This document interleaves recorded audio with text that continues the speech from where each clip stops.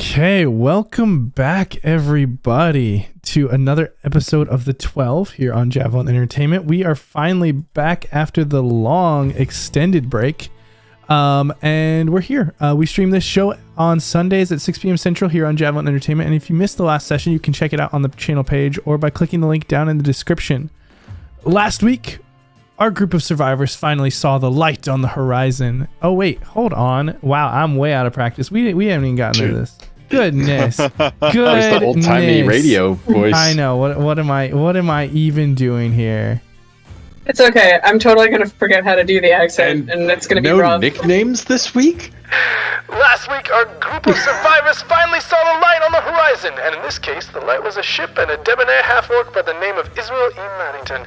Cade immediately deciphered part of the ruse, identifying him as being involved with a pirate crew known as the Pride of Dreadhold, and asked if he'd like to make some coin, escorting a few lost sailors and wealthy aristocrats.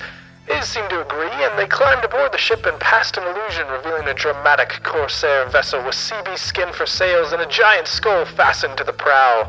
The tables were quickly turned as the group found themselves surrounded, removed of all weapons and valuables, and escorted to a large prison where the other survivors already were chained with magic-restricting shackles. Our new prisoners went out of the frying pan and right into the fire. They did their best to examine their surroundings, sizing up their restraints and measuring the time it took for the guards to respond. Despite finding their guard lacking, they chose not to act on any knowledge despite numerous talks of escape. However, as one of the pirates came and confronted the survivors about whispers of dissension, a woman who was noble in naught but title stood and tried to rat them out, instead ending up dead on the floor. The pirates seemed to be interested in this group and put them to the small test in front of the captain. Boko's ability to unlock the magical manacles left some things to be desired, but was enough to get them in the door. With the captain's decision to put them to the test more fully in order to examine their capacity for some upcoming work. Now our adventurers are free of the island and out to the open seas, but what happens in this next chapter of their story? Let's tune in to find out. And so after seeming to pass this initial test that the captain has set forward for you all, you have been given at least somewhat free reign of the ship. And the crew around you is vast and varied. It's about mid-afternoon on the day, and you guys are just now leaving the island with the city of Elysium fading behind you as the horizon extends out and the waters meet the ship beyond. What would you all like to do? I think at the end of last session, Cade had just gone up to authority on deck and was just like, hey, what can I do? Just put me to work. Yeah, you had gone up to Iz and had immediately talked to him as he had greeted you all coming out of the captain's cabin. And looking for work, he immediately found some for you. And the ship deck is alive with various members of the crew doing all sorts of duties, walking around, some cleaning the deck, some manning the ropes and rigging. And so there are numerous things to be done about the ship. And should you fall in, you are easily given work as you are quickly recognized for having some skill and experience here. Perfect. I think I was going to do the same, except my contribution, since I have no business being on a boat, was tending armor, or anybody's who was basically just polishing and simple repairs. Go ahead and give me a perception check, Boko.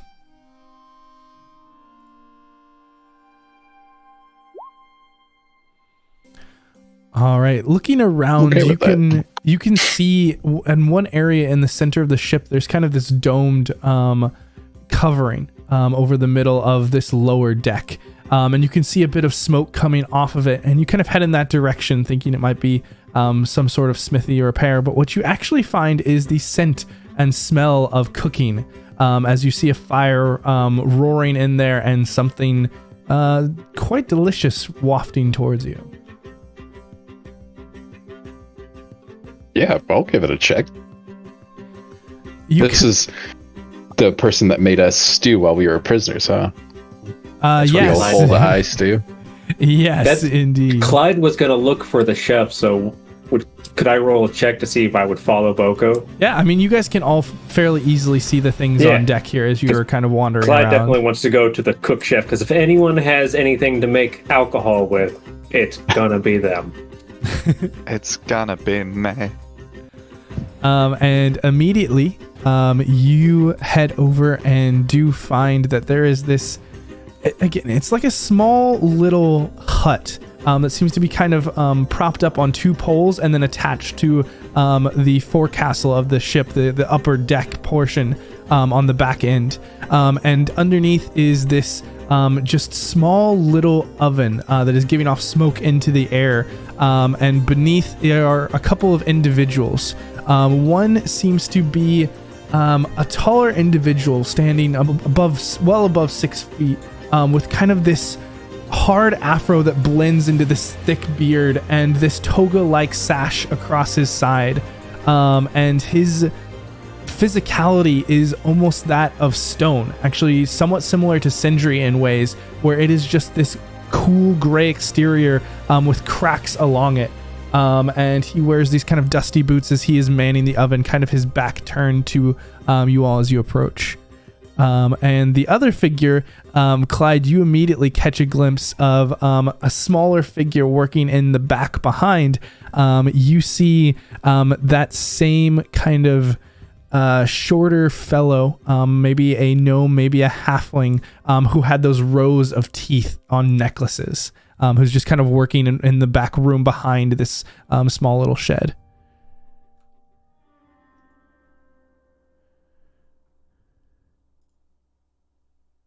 Well, I guess it would have to be you now, wouldn't it?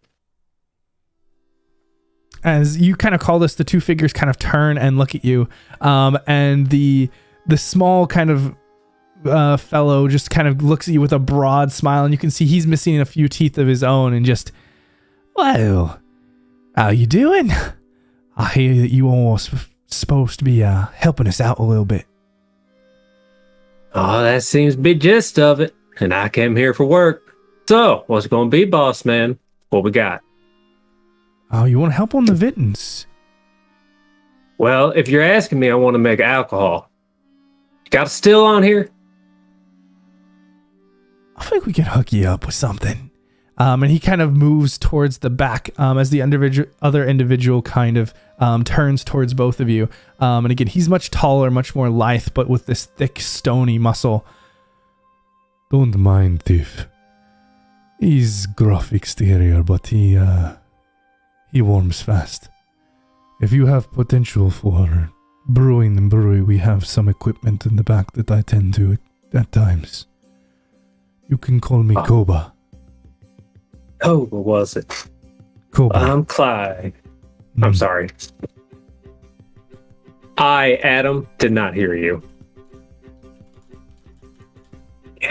Sorry. Koba and Tiff. That's what they were called, or addressed as. All right, Koba. Well, I'm Clyde, and if you've got the right tools, I can make a mean drink. We will certainly see. There will be plenty of time to put it to the test. This crew can drink. Sounds like it's going to be a blast. And Clyde's going to walk off following Tiff, who I assume is going back to the brewing goods. Yeah, he kind of heads into to the side of this hut. There's a door, and that door opens up to the inside of one of these upper decks. And inside there are tables with different provisions and different equipment. And he quickly pulls out a few things that look like a very basic still, and kind of hands them over to you. Let's see what you can do with these, eh? All right. Can I do a quick look around just to see what type of equipment is it weapons? Is it explosives? No, just this provisions? is all culinary based. Okay, it's all the food. Yeah. Okay, perfect. So you see like barrels of different dried goods and things like that. I have a question. Yeah. Uh-oh. Clyde, do you have proficiency in any other tools? Like what? Like alchemy? No, just brewers. I'm wondering if I can augment his land vehicles. I can drive a wagon. That's going to be so helpful in these next few Dude, sessions. I had a wagon. Lovely DM, would you allow me to assist Clyde in making this brew extra strong if I could potentially alchemize some of his ingredients? Or distill them into more potent forms? Give me a nature we don't check. have a distill off? No, I am just purely here to help you, to make you make the strongest fucking hooch possible. You're gonna make both eyes get possessed. You kind This is true. You come in following Clyde into this room and seeing the equipment. It's scarce. It's not well stocked. But there's not nothing in there. And you see that everything in here is fairly well organized. There are small little kind of little cabinets or shelves with different sorts of herbs and spices. And for the meager things that they have here, this is a well organized kitchen and culinary setup.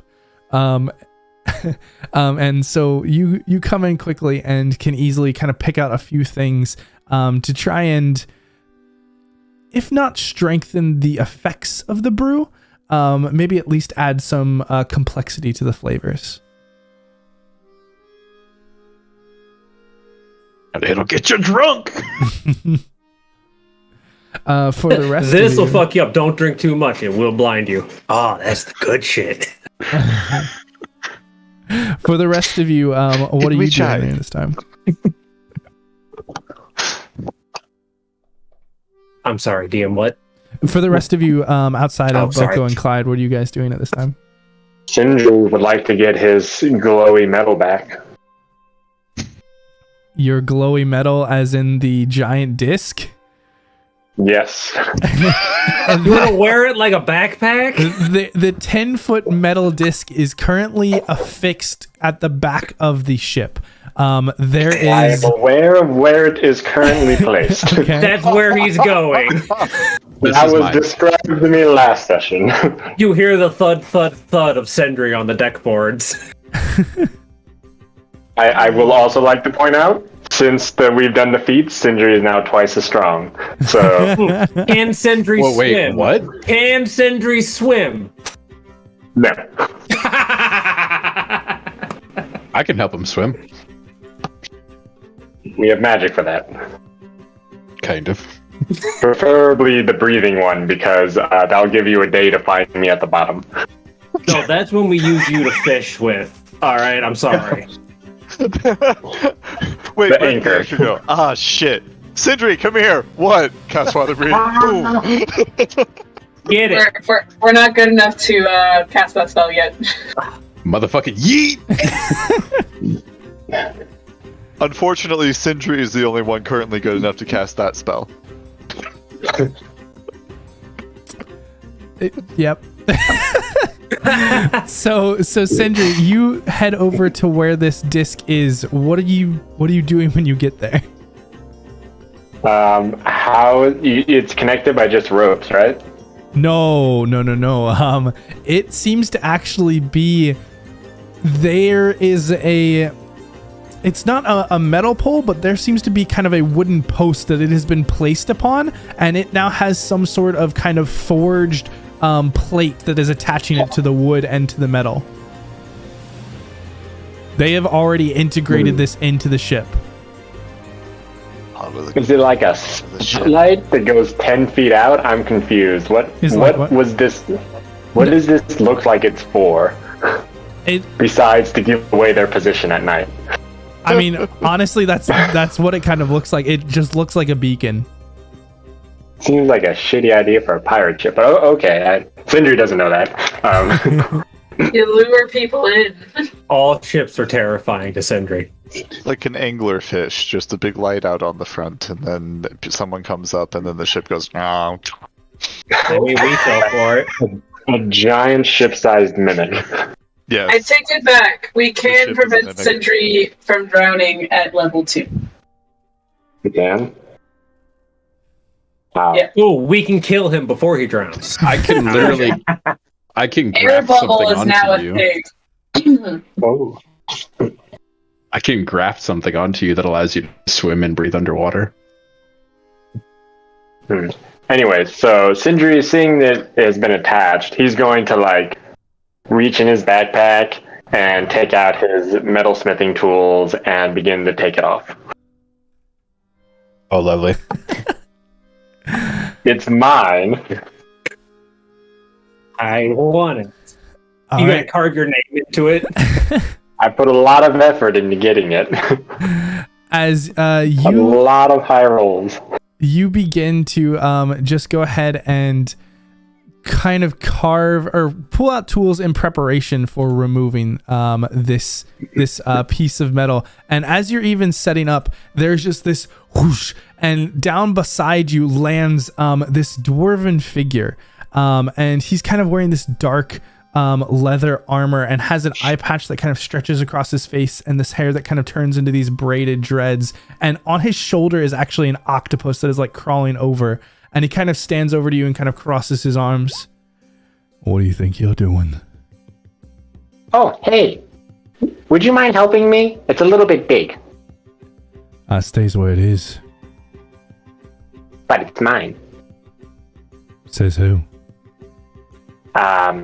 I found it and brought it here. Why wouldn't it be? We brought it up. We attached it to the ship. It's ours now.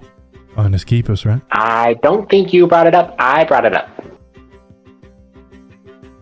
You brought it down to the store. We brought it up to the ship.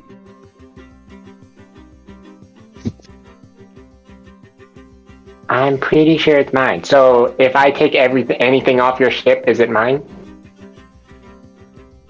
Listen here, you grubber. Just get back. You're on a thin leash here because the captain vouches for you. That doesn't mean we have to make back this isn't off the ship. Easy. I don't really want to go back. That's in the water. Well, we can easily help you be more acquainted with the water if you find that you're not taking kindly to the crew's instructions. And you can see the octopus just kind of crawling down the arm. And your instructions are to take my crafting material? You just stay on the ship and mind your business. Keep your hands to yourselves. I'm minding my business with my metal. We won't be making I don't understand the confusion here. This is ours now. You get your belongings back, assuming you prove yourselves. At least that's what we've been told. Wouldn't this be you prove yourself to me that you're worthy of getting my stuff? I don't see why I need to prove myself for my stuff. Do you need help? Do you have an adult? My patience is running real thin. You're not making a lot of sense. Just head back down to the main deck. Keep off back here. Cade spots this conversation really easily. And scurries over from whatever I was doing. Alright, Cade, you approach and you see this dwarf is just like every fiber of his being is trying to hold himself in this posture as Sindri is just in this blinding conversation, and you can see that this dwarf is very much trying to keep composure, but it is growing thinner and thinner. Sindri, darling, what are you doing? Oh, hi. I'm getting my metal back. They put it on this for some reason. I don't know why they put my stuff here. It makes it a lot harder for me to use. Okay. Sindri, here's what you need to understand about our current situation. These kind people have taken us aboard their ship. And in return, we're going to stay here a bit, possibly do a job for them. But there's probably going to be payment of sorts. So why don't you consider this massive, unnecessary, metal flaming object as payment for passage? Yes, and it stays with them for now, and then maybe you negotiate for its retrieval if we happen to do a very good job on the task they have. Does that sound reasonable? You know, we could have just left you on the terrible island where you would have been left alone and possibly have died all by your lonesome. That doesn't sound nice, does it? Permanently surrounded by water. Your friend's a smart lady. You should listen to her. Why am I the only one who has to pay? That doesn't seem fair. No. We're all putting things on as collateral. Yes, you see, I handed over my thing of money, and they have my sword, and they took, an arm from someone else. It's collateral right now for safe passage. Yes. You just have stuff as nice as that. Well, unfortunately, that's just the way life works sometimes. It's a harsh lesson, but, for right now, you don't even have a forge or anything to work with it, so let's just leave it be, yeah? I'm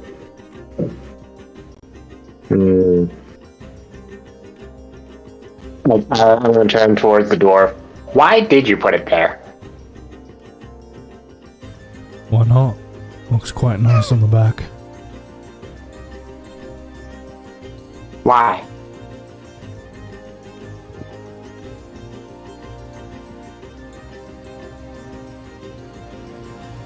And you're just gonna stand there waiting patiently, looking at him. I don't think you understand us. I don't, that's why I asked. It's here because we thought it looked good here. Sindri, why did you take it? Because you thought it looked interesting, yes? Because I could make cool armor out of it or something. I could glow. Isn't that cool? It's just wasted here. So I want to know why I put it there. Maybe they have a cool reason. For right now, let's just accept the reason that they like it there. Everyone has different purposes. They like different things. If they happen to think that the thing with endless flames looks nice on the back of their ship and they are giving us a ride off the island, then we're going to let them put the thing on the back of the ship. Didn't your tribe teach you that if someone does a favor for you, you should reciprocate?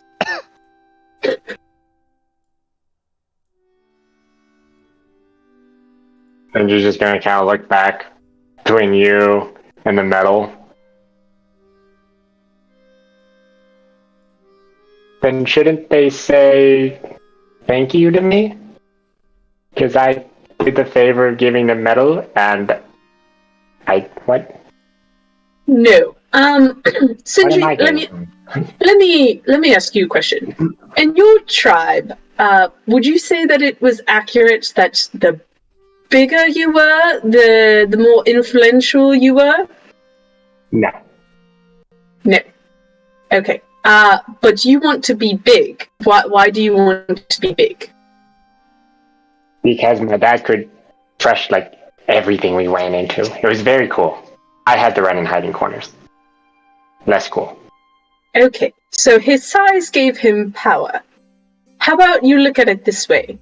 Right now, the people on this boat are like your dad. They have more power than you.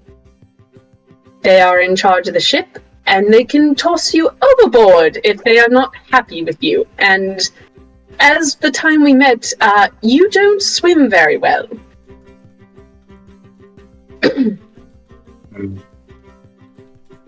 I turn to the dwarf. Do you know what? Any of the building stuff going? Did you put it up there? Can I talk to who put it up there? I think you're giving me a headache. Do you know why there's a complex trough of poop chutes under the ship? And at this point, the dwarf just kind of extends his arm, and the octopus kind of crawls down it and begins to crawl over and kind of slides on to you, Sindri, and begins to crawl up your leg and over onto your back and sits on your shoulder. Or surgery. And I need for you to make me a Constitution saving throw. Yep, there it is. Yep. Surgery's good at these though, right? I was expecting wisdom. In this moment, Cade, as you're like trying to talk through, and Sindri is continuing to kind of ask questions, the dwarf just kind of still stands there kind of impassive with his arms crossed. But Sindri starts to kind of like sway, and then his eyes kind of flutter, and he just falls over onto the ground. And you can see that he's still breathing, but he is unconscious. And the octopus just kind of slides back over and crawls back up the dwarf's leg and rests back on his shoulder. You know, I'm not even mad. I really wish that I could do that. I suggest you keep him busy. Yes, I will do my best to do just that. You know, he seems like he can sweep the deck really well. You all best keeping your heads low until we get where we're going. We got about a 5-day journey. I don't want to have this conversation every day. Best just avoid him then, and I'll do my best to keep him away from you. Appreciate it. And he just kind of climbs back up the side onto the main quarterdeck where the helm is. I'm gonna give his octopus a friendly wave to communicate that I mean him no harm.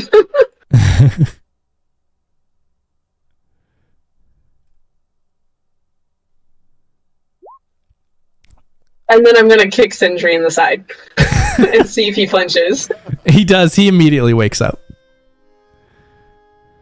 Sindri, you find yourself on the ground just kind of looking up at Cade.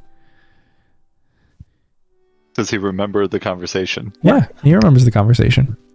Dang it. I really what happened? The same exact Have it conversation redo. to happen tomorrow. Hey! Okay. Well, though. So, Sindri, here's the situation. Did he explain the poop shits? No. Damn it. Okay. Here's the situation. I need you to listen very closely to me, okay? Yes, ma'am. Excellent. We are on a pirate ship. Do you know what that means? It's a type of ship. Okay. Pirates are people that take things from others. These pirates are looking for profit, and they're doing it in a relatively non-violent manner. So, we should keep to ourselves, mind our own business, and we can get out of this all in one piece, and relatively not worse for wear. But right now, we are on their ship. They are fully armed.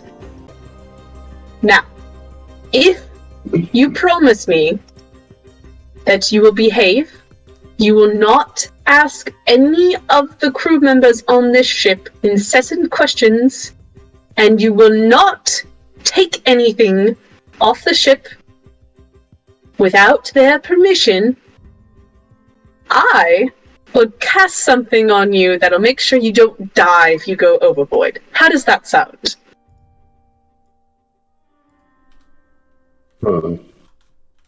Define incessant. You are allowed More than 2. 2 questions, max. You might be able to get away with more questions if you talk to that Is fella. He seemed nice. Oh, yes. Yes! Yes! Sick the Sindri on the is! But let's not question any other crew members. The people on this ship are a little more rough and tumble than some other pirates.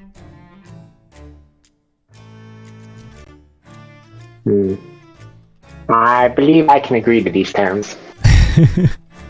Okay. And when in doubt, come find me, and I will tell you if your question is appropriate or if you're asking too much. Yes? Am I allowed to work on stuff? That's not the dish? What if I take a piece of the dish, but leave the most of it? No. There's no touching the dish. That is now part of the bargain. No touching the dish. I've changed. I've amended the bargain. You can do tasks further. the crew assigns to you, or you can follow me and I can teach you some things on the ship. But stay within my eyesight.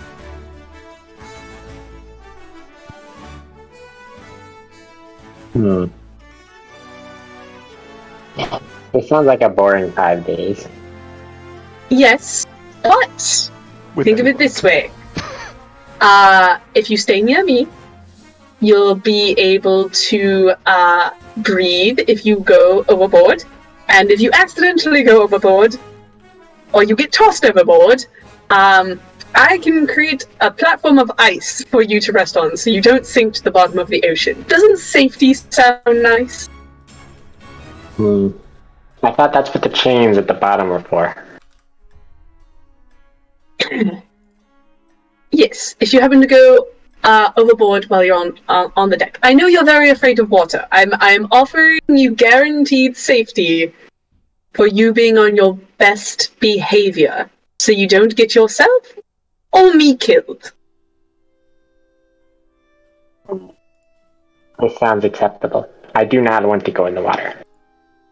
How likely is it that just to double check, how likely is it that another ship will fall out of the sky and break this one?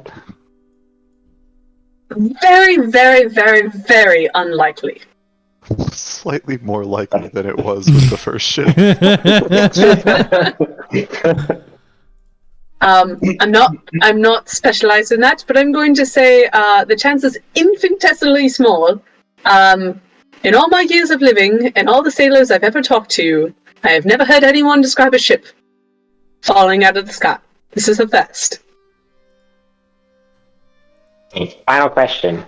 Can I go back in the cell downstairs? You want to go back to the cell? It's comforting. It's all there's lots of metal instead of all the wood, and you can chain yourself to the wall and not go in the water. And there's a magic poop chute that goes to the bottom of the ship. Oh, God bless you. Yes. I can put my not coal. You may go back down. Don't tear anything apart and don't piss anyone off. Got it? Can I try to make the rift in reality we saw? No. No, why not? Sindri, this is not your home, and this is not a friendly place. You grew up in the Underdark, right? Yes. Tell me, would you try and do experiments or build something if you were in the middle of the Underdark and not safe in your town? It depends. Is it a defensive thing I'm making? Then yes. No. If it's a curiosity thing, would you, in the middle of the Underdark, try and do something out of sheer curiosity when surrounded by danger?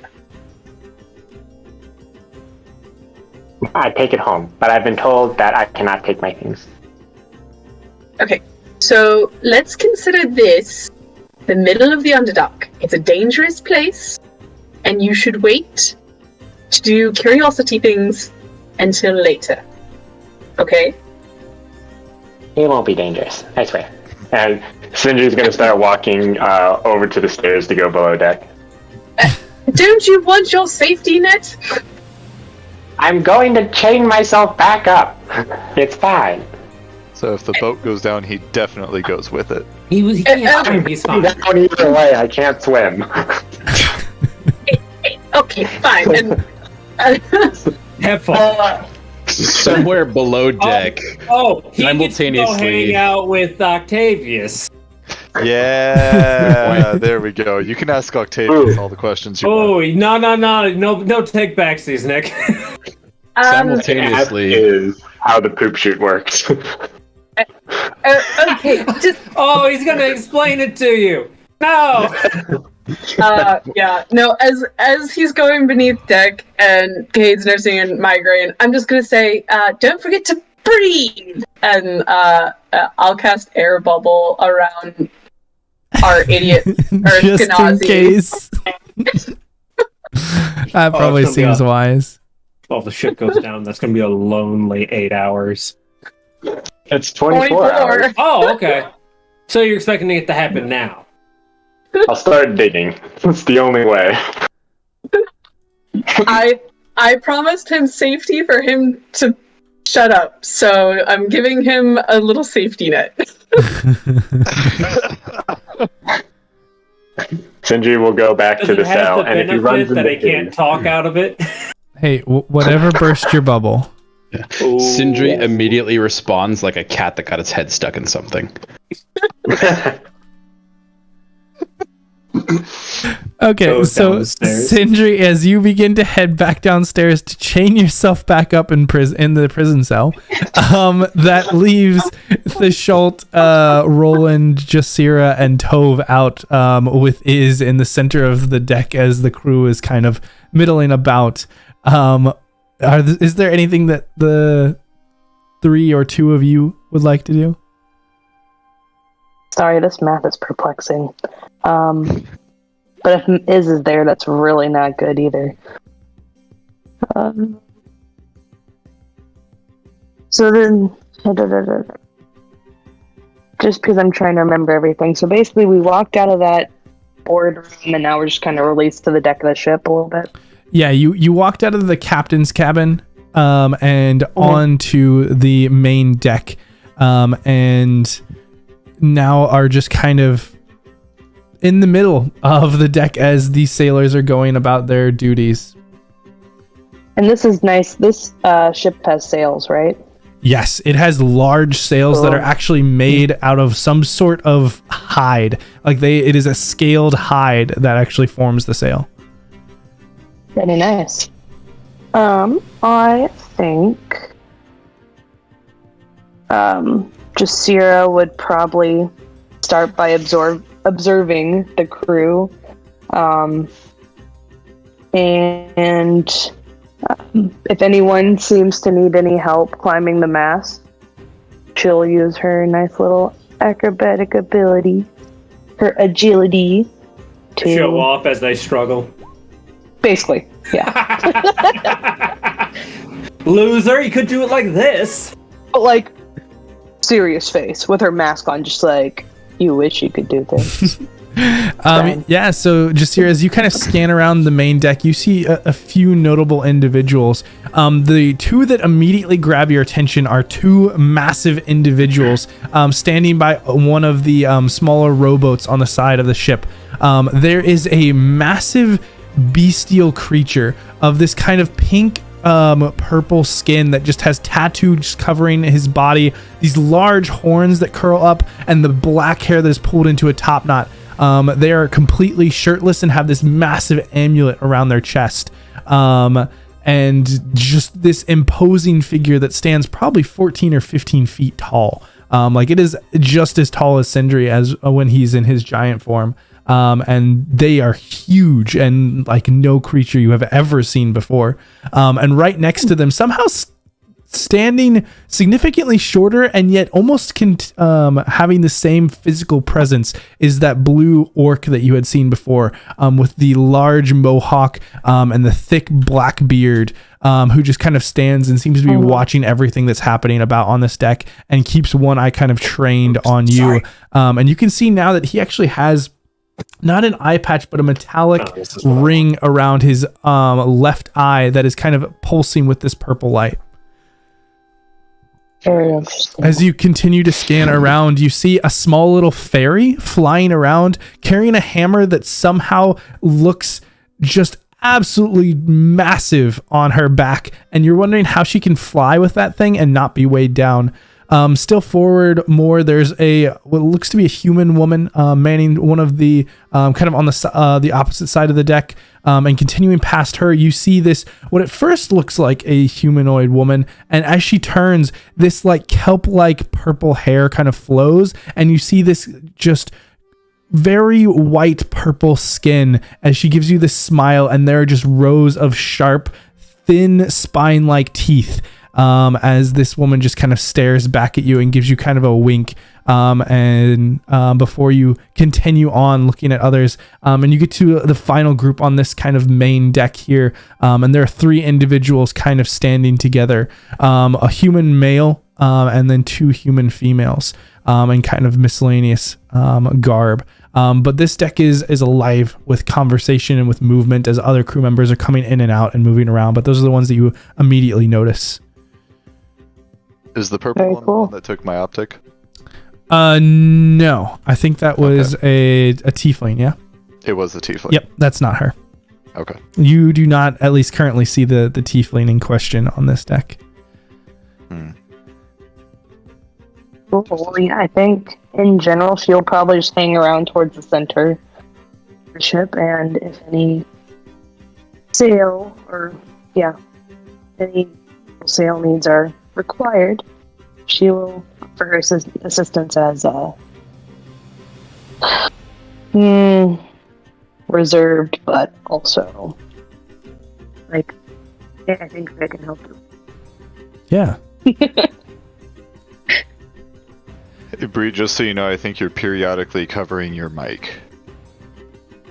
Sucks. Yeah. Hopefully you heard most of that. Yeah, no, we got the gist of it, but just so you know, your voice is kind of going in and out, and then come back to here, and then it'll come back, and then faint for a little while. I'm wondering if it's a setting I can manipulate over here. It might be in the Discord of how much it picks out the threshold. Who knows? Yeah, I know Discord on top crazy. of everything else, my throat's just been nice and froggy, and so it's like... Just yell at Dave. I have to raise my voice right now to actually get enough volume, so... Yell. Un shot in gauche.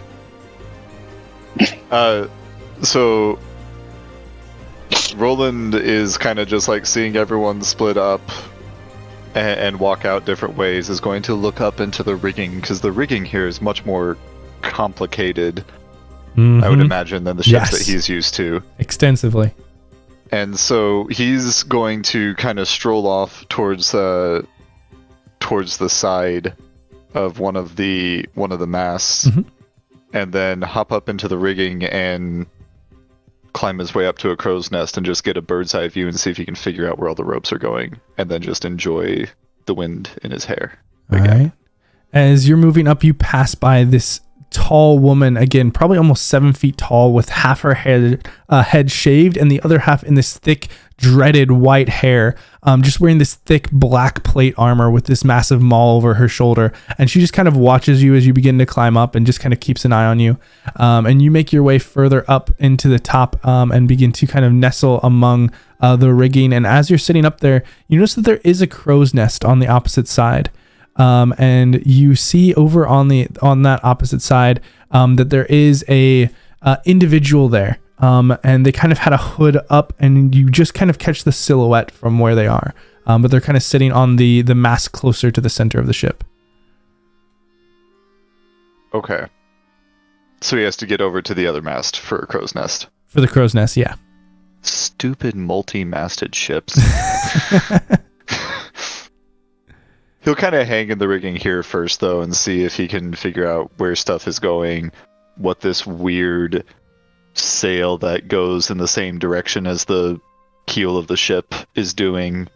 Just trying to figure out how to sail this thing. Okay. Yeah, sure. All right. And you said,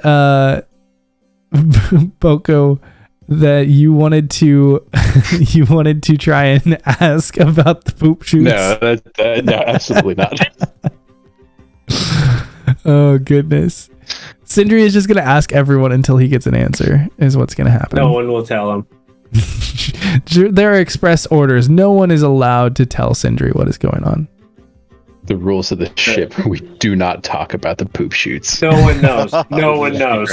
The first rule of the Pirates of Dreadhold. You don't talk about the poop shoot. Guess what the second rule is?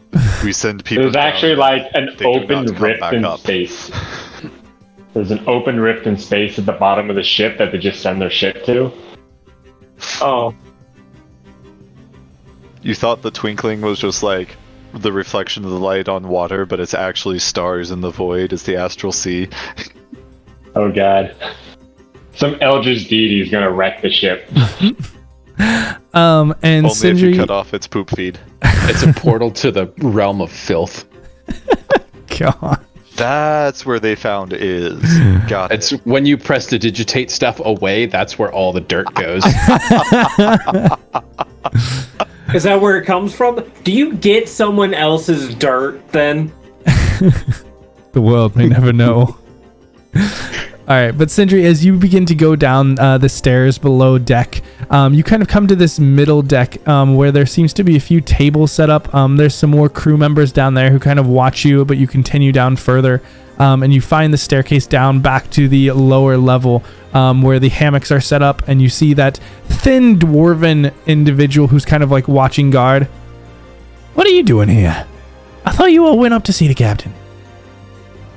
Oh, I am securing myself to the ship. I'm sorry, what? I'm securing myself to the ship. Oh, important question. How does the poop chute work in the prison? It's a grate, and it goes like 30 feet down.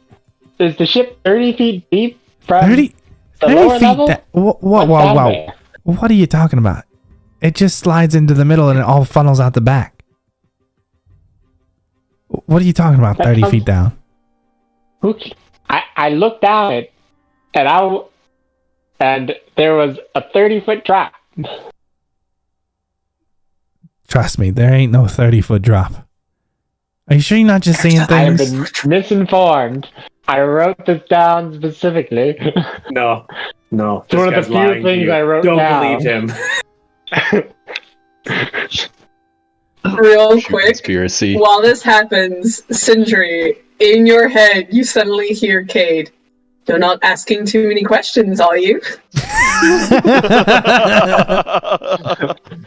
Sindri will respond out loud. I'm not asking too many questions. I didn't think you were. See? Oh no, He that's says so another as crazy well. one. There's a pause, and then Cade responds back. Sindri, I'm talking to you in your head. If you're going to respond, you have to respond back in your head. But you can still hear me, right? Yes, I can hear you. You're talking to me right here. I'm talking to the other one right now. What other one? He's like looking around so confused.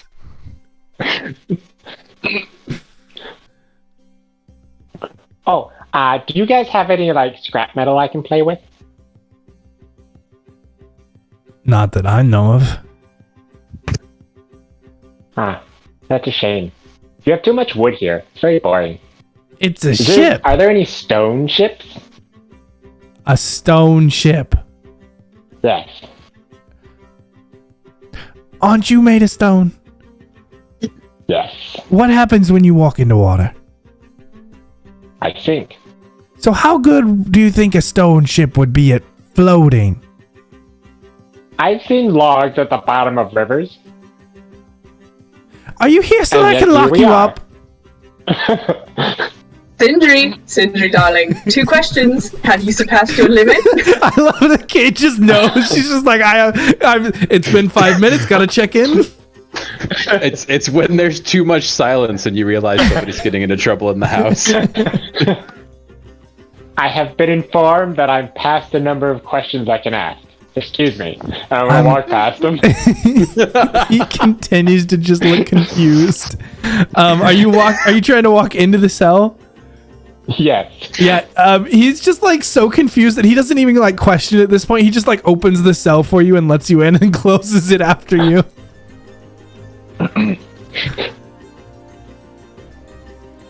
I'm going to pull out my rope and like tie it to my ankle and tie it to where the chain's connected to the ship, so that I can untie it. Okay. And I'm gonna sit down and take out my like stone tools, and I'm gonna pull out like I'm gonna take off my breastplate and start like scratching off the rune there, and like fiddling around with sketches on it. Okay. Tap, tap, tap. Tap, tap, tap, tap, tap, tap, tap, tap. All right. And then back to Boko and Clyde. The two of you have been working heartily away at making a brew. Do you have brewer's tools or anything, Clyde? No, they took all my shit was in the the wagon. So no, or do you have proficiency with brewer's tools? Yes, I have proficiency. Okay. And Boko's here to help us weld some stuff together. Yes, I actually have my alchemy tools on me as well. Ooh. Okay, so go ahead. I need some copper pots. Go ahead and roll a wisdom-based brewery tools check with advantage. All right, let's see. I have to set.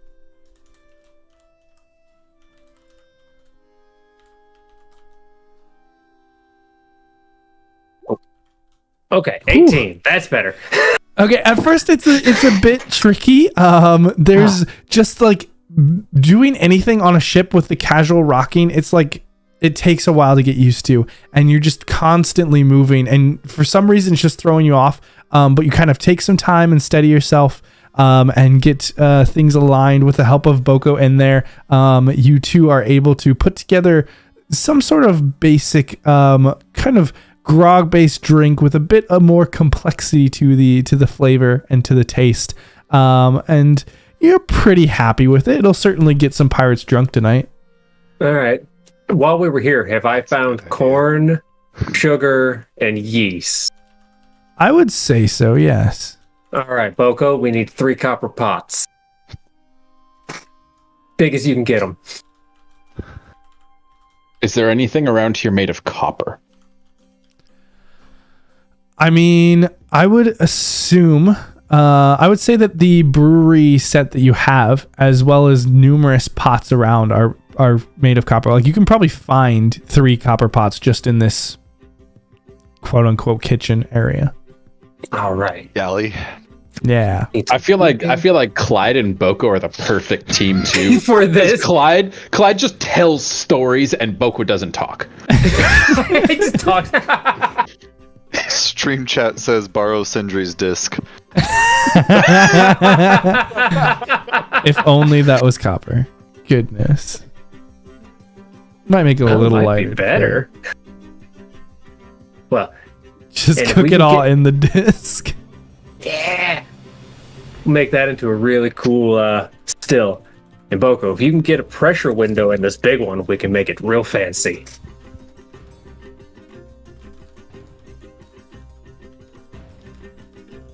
I could probably do that.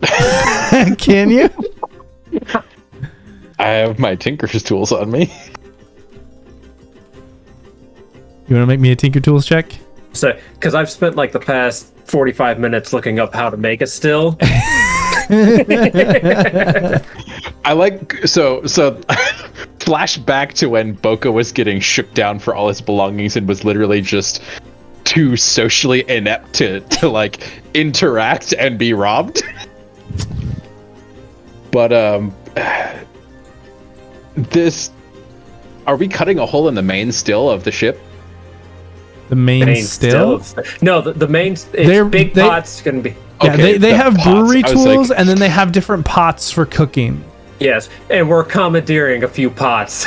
Yeah, I was like, okay, I'll cut a hole in a pot, but I don't think I'm going to cut a hole in the main source of a bunch of angry pirates' alcohol. That's probably not a good idea. No, not that one. Making grog doesn't need copper pots, but making good moonshine will. Yeah, I could do that. I'm going to reach into my bag and pull out my tinker's tools. And all right. DM, the window is not a real still thing. It's so I can get moonlight into the still to maybe try and infuse it. Okay.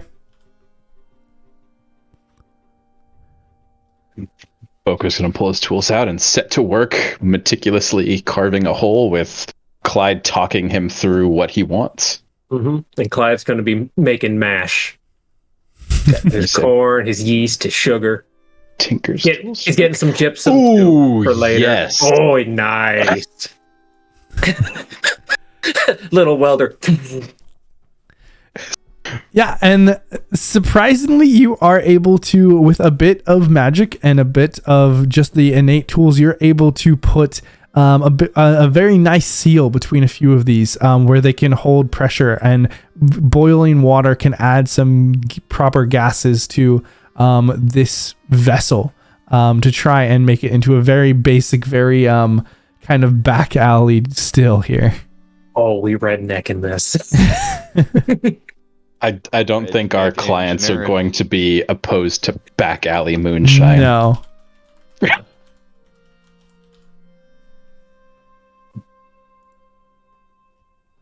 All right. Then, I'm just trying to follow Clyde's thought process with the brewing, and trying to just use my alchemy tools, my the alembics, to just boil everything down to a fine concentrated. Yeah, and Clyde's just like, this part has got to cool to this to about here, and we got to make sure it's all clean. And well, there was one time it didn't happen, everyone got real fucked up. I don't know if we want everyone to get that fucked up here, but anyway, we got to keep this part hot over here at this temperature. It's going to run you through how to make a still. I'm here for it. And then later we'll figure out how to get it up to the top deck. You guys are fairly close to the top deck. Like, this is the main deck where everything is. It's just kind of on the. There's a door off of it to the side. But yes, you two continue. In the middle of the night, we just hold it out the window over the edge of the ship. Get that good shit. Gosh. But yeah, you guys continue to work on the still. In the meantime, Roland, you have climbed up the rigging, and it is a beautiful sunny day. The wind is blowing. It feels honestly better than any time you've ever sailed before. Here, the water is gorgeous. The wind is gorgeous. The area just itself, it feels good to sail. It's not that harsh cold wind that, while familiar, is just brutal to your face. Here it is soft and warm and nice, and it is just gorgeous. Is there anything that you're doing while you're beautiful crystal clear blue water instead of that like slate gray harsh half frozen? Exactly. Oh man, I just traded out Greenland for the fucking Caribbean. More or less, yeah. Pretty much. Is there anything else that you're doing while you're up in the rigging?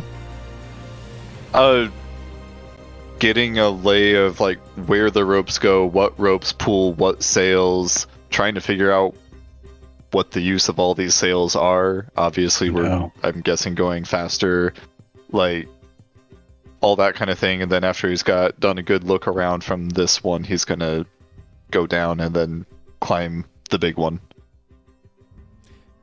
Yeah, you climb the main mast and kind of look around, and you actually get to a crow's nest, which there were things akin to crow's nests in the ships that you're familiar with, but nothing like this. It is a well-built, proper crow's nest that has a... Be like 2 pegs and a railing that you can lean on. Yes, this is a full kind of like it has a railing. It's got a spyglass built into the railing. Like, it is gorgeous. And sitting atop there, and actually standing atop there, is a figure. And the figure has a dark hood and kind of these dark clothes and this long raven-like mask that comes down over its face, keeping all of its features hidden in front of you. Do you say anything, Doug? He'll just he'll climb up, kind of get out to the edge of the railing, pulling himself up and in, and kind of halfway in, look up and nod at him, see if he's paying attention, and just giving him kind of a "the fuck are you doing up here" look, or kind of oh, someone else is up here, while he's halfway in. Yeah, as you kind of give a nod to this individual, it looks back, and it's weird that the motion of the head is very bird-like. It just kind of looks back, gives you kind of a nod, and then turns back to the front, and you can see that it's kind of scanning around. It seems to be just getting a look of everything around the ship. Cool.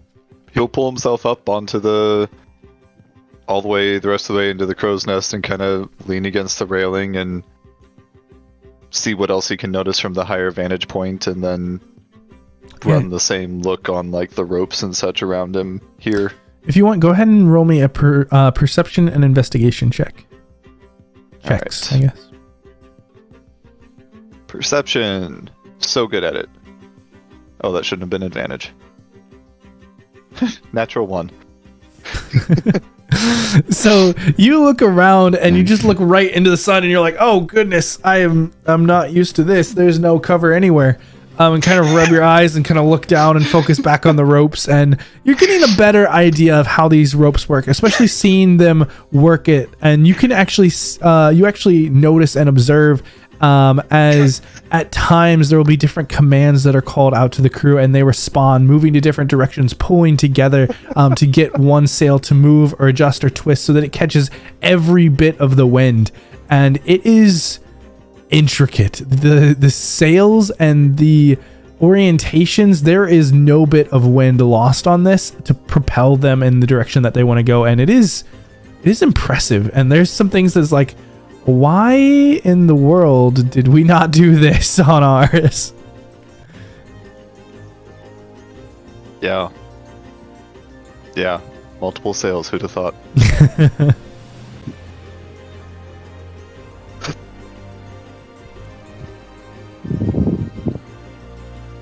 That's it for now. He's gonna study. If he sees the guy, he's gonna stay out of the guy's way. If he sees the guy like looking him up and down. Oh, also, what, that shouldn't have been to GM.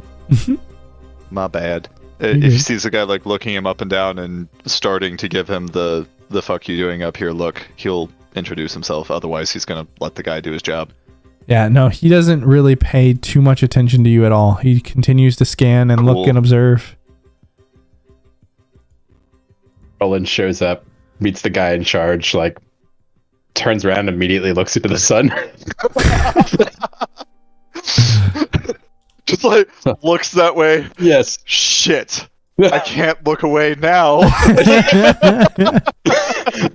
We see Roland later, both of his eyes are shriveled and his whole face is red.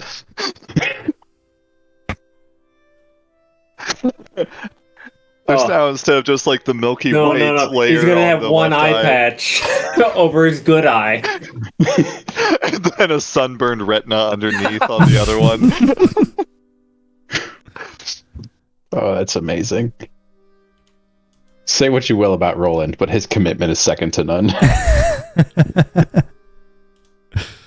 Goodness. All right. And as you all continue to sail and continue to get put to work, is there anything anyone else wants to do before the evening meal? I don't know how much I'm gonna see from the kitchens, but keep my eye out for the individual that took my knife. I think that's the only thing that I really care about.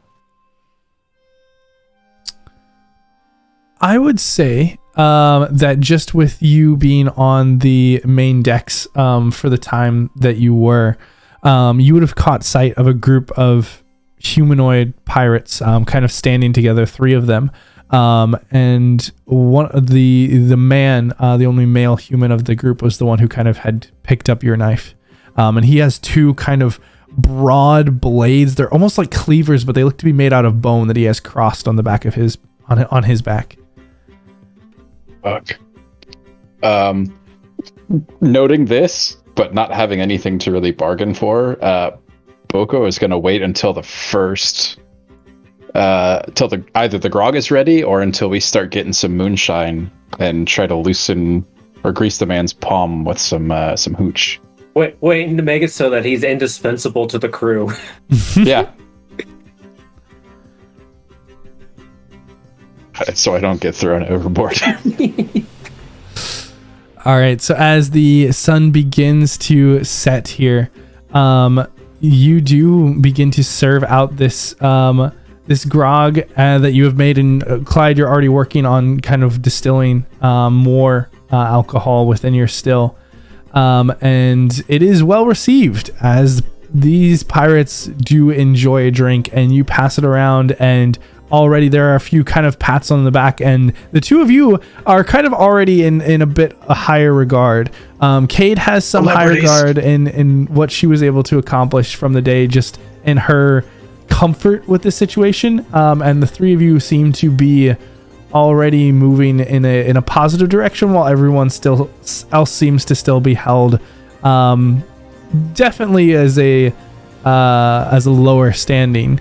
But they seem to, for now, be in high standards and be kind of celebrating the moment and what is to come. And you see many of them kind of conversing around.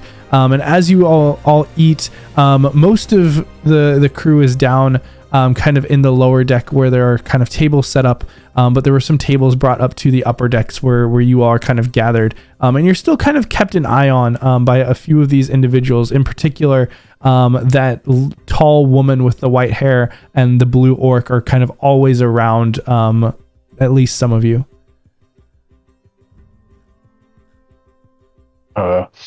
Boko's gonna fill a big flagon up of grog and walk it over to the pirate that's got his knife still.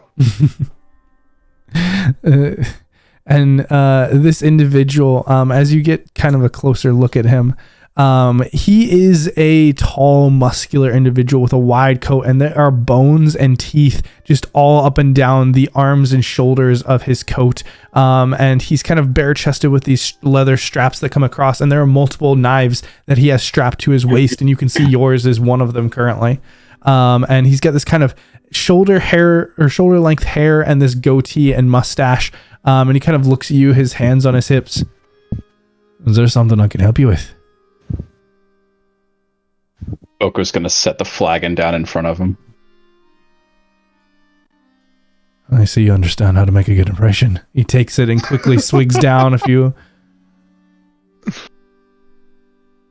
Boko is very, very taken by his armor for a moment, but simply says, I would like that knife back, please. No. And Boko just sort of stares awkwardly. Make me an insight check, Boko.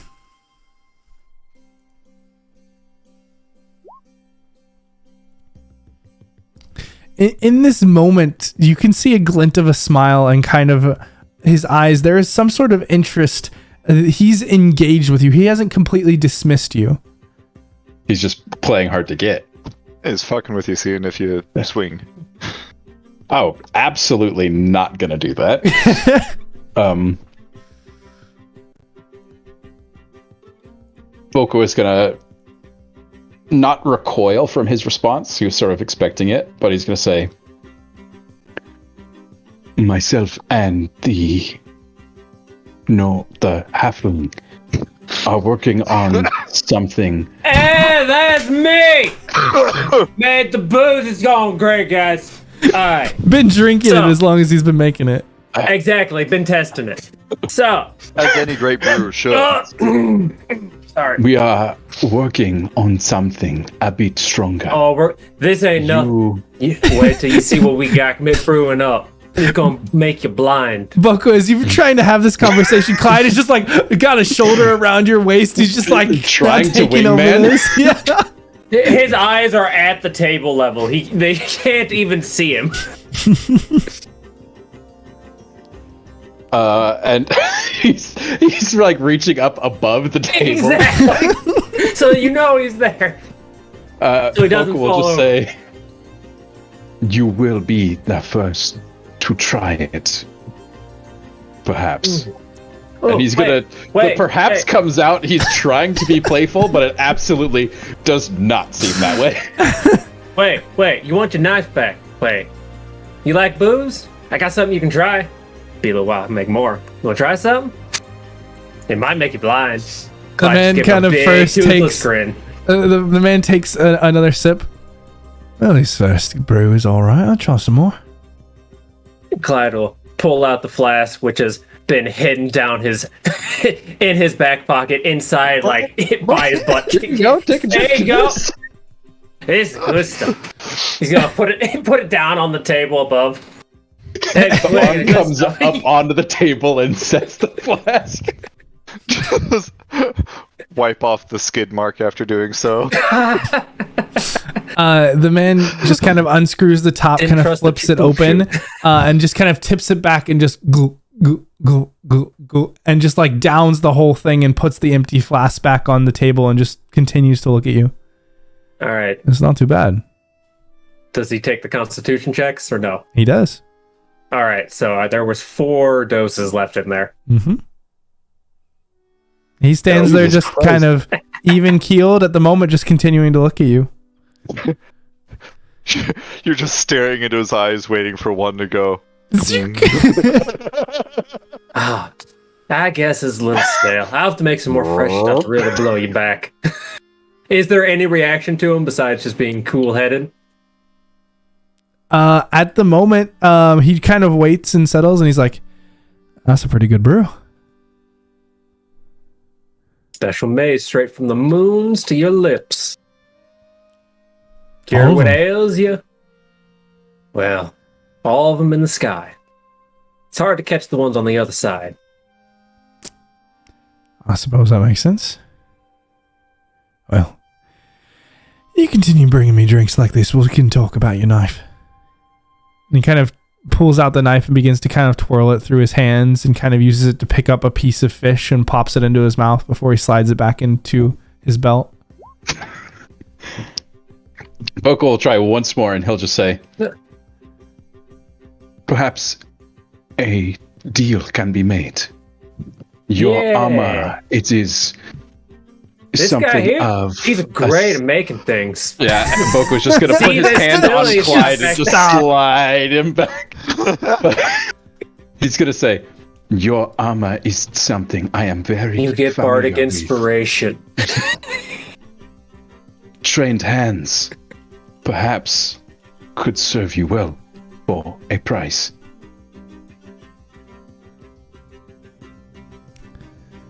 He looks at you, like kind of raises one eyebrow. What did you have in mind? I can show you. And Boko will sort of raise his arm up and the roots will sort of relax back, showing this like mechanical integration with the bone in his arm. Oh, Boko, is that how your arm can just walk away on something? Like you. Oh, wow. Actually, whoa, that's some cool.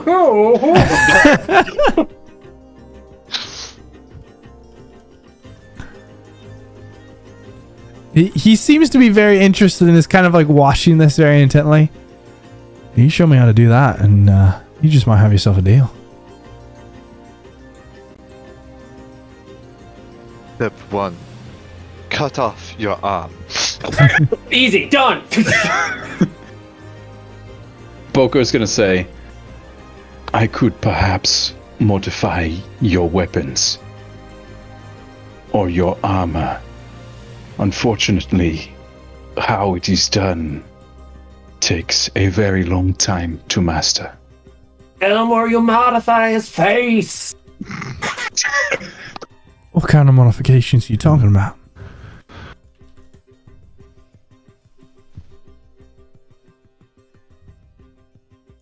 Leave your weapon with me tonight, along with my own.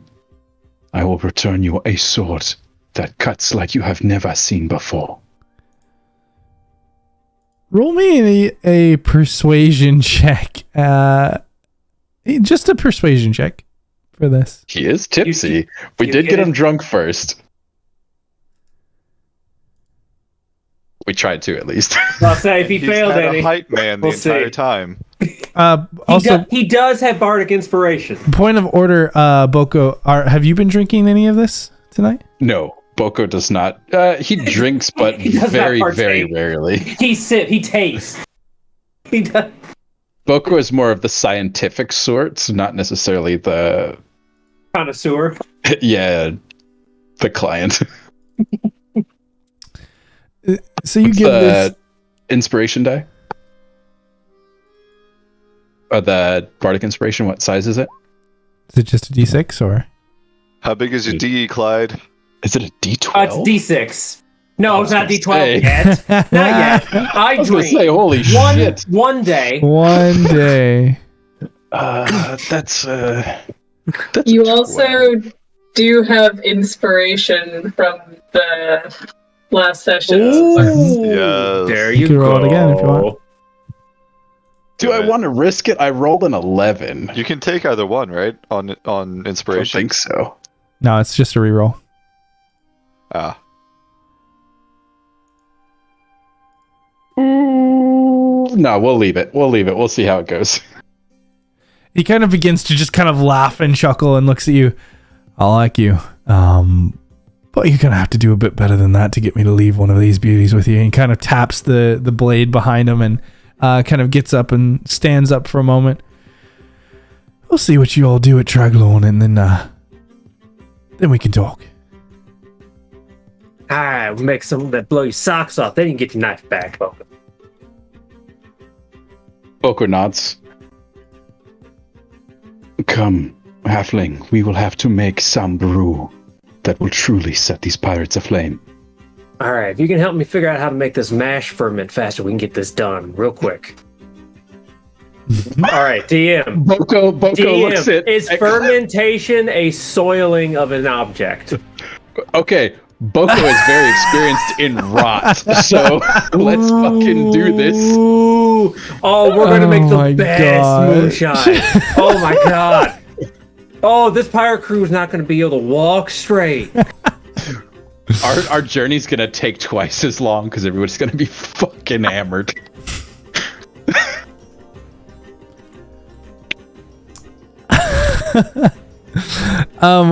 What are you trying to do with the when you're talking about soiled? The mash we make for the moonshine needs to ferment for at least 2 weeks to get to the correct alcohol content. We can do it longer, so the yeast will produce the alcohol. Mm-hmm. And you're seeing if there's a way that you can amplify or increase the speed. Up. Yeah. It doesn't have to be all at once, but even just in acceleration. Specialized, just like, oh, this is what I'm good at. Pick something off your armpit. How are you attempting to do this? I could potentially do it alchemically. I have prestidigitation to. That's what I was wondering if soiling would do anything.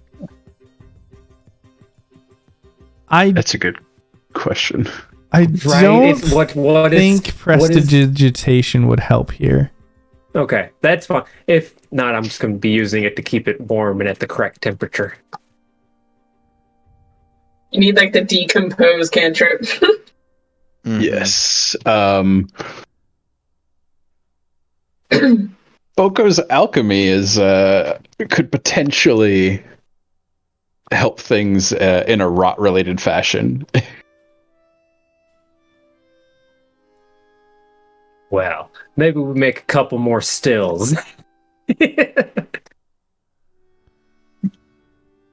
Interesting.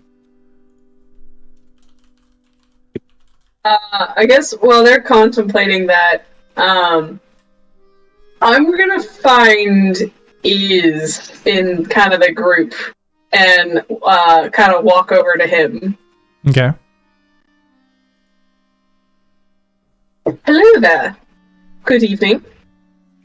Oh, hello there, gorgeous. What can I do for you? I heard we're heading to Traglorn. Is that correct? You got keen ears, yeah. We're headed towards the Isle of the Sea Monsters. Give you all a good taste, see what you can do. Is that meant to be our test, then? I figure so. The captain said we were headed off that direction. It makes sense, you know? Better than trying to put you all on a raid. And, you guys, do you frequent that area? Obviously, there's usually good trade with the villages. Yeah, you could say that. And he kind of points over to the 3 large sea creatures that are kind of tied to the side of the boat that they've been kind of carrying along this whole time. Is that your particular favorite mode of trade then? Like hunting sea creatures? Yeah, that's what we got in a lot this time. This draw, anyway. Dragon's a decent area if you want to make a bit of coin and to, stock up on the lotus. Once we head back and talk to the villagers, we'll see what we can get from them. But hopefully we'll get lucky and get something special for you all. Yes, well, I truly do think some of my companions just want to get off the boat in one piece, Although sometimes they really don't act like it with the way they run their mouth. Yeah, I heard Rhoda was a little bit upset about one. Yes, you'll have to excuse him. He's been living under a rock for too long. I see what you did there. But yeah, no, I picked him up at a port, and he was going traveling. I get the impression that he hasn't seen a lot of the world. That would make sense if you grew up on a rock, I suppose. But not you, no. You've got quite a bit of sailing from what I can tell. You mentioned the storm fae. Yes. Been with him for a bit of time. You run into them before? Me? No, but I heard lots of stories. Stories, yes, I'm sure. Hey, well. Your crew is new, relatively speaking, compared to the other groups out on the sea. Well, whenever there's holes to be filled, that's where we'll be.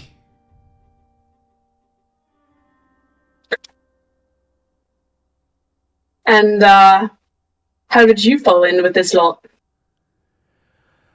I was in a bit of a pickle in the hold, and the captain saw some potential in my skills. Arranged for me to be put on the crew, rather for a more forward introduction. Decided to use that silver tongue of yours then for good use, I take it? It comes in handy from time to time, Swoon a maid in one place, get a bag of gold another. I'm sure it's also what got you put up in chains in the first place, am I correct? You're not incorrect, I suppose. No, it was probably who I was swooning and who I was taking the gold from that had more to do with it. Yes. That can tend to get people in trouble. Now, I'm quite interested in you, though. You said you've been with the Stormfae for some time, and you've got this appearance to you that I haven't quite seen before. You're not quite like Jade with her mermaid heebie-jeebie, but you're not quite like the sirens either. You've got much more of a natural water type. Watched by the water. How's that happen? It's a very good question. I don't really know. Born in a storm, Something happened.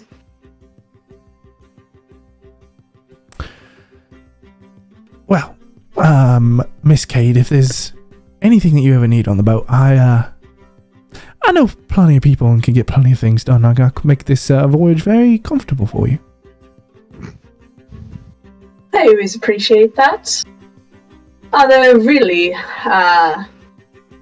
just keep an eye on the small rocky one. I am trying to make sure that he doesn't become your new anchor. He's annoying, but I kind of like him. I know the type. There's quite a few thick as a brick individuals on this ship that I'm quite attached to. So I do understand. Yes, that's just to distract him if he starts angering the octopus man again. Well, who hasn't angered Rhoda in a day or two? He does seem a little bit brusque, but I know the type very well. Pirates, what can you say? Prickly bunch. Although very good drinkers. Wonderful companions when they're not stabbing you in the back. I'll drink to that. It's a good party on the ship whenever everybody's well fed and well paid. And Cade will like clink the mug and chug back some booze. So what's the story about the two, you know, the one was with the masks, pointy ears and such? They don't like sunlight. Yeah, well, okay. As far as I can tell, it helps them deal with the light. Nah, they're not too keen on it.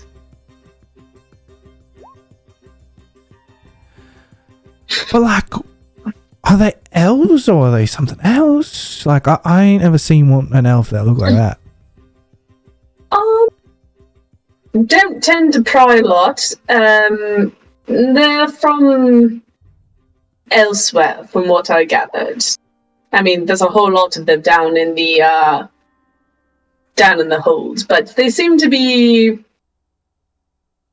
from very much not around here, and where they're from tends to be very dark, hence their aversion to the sunlight.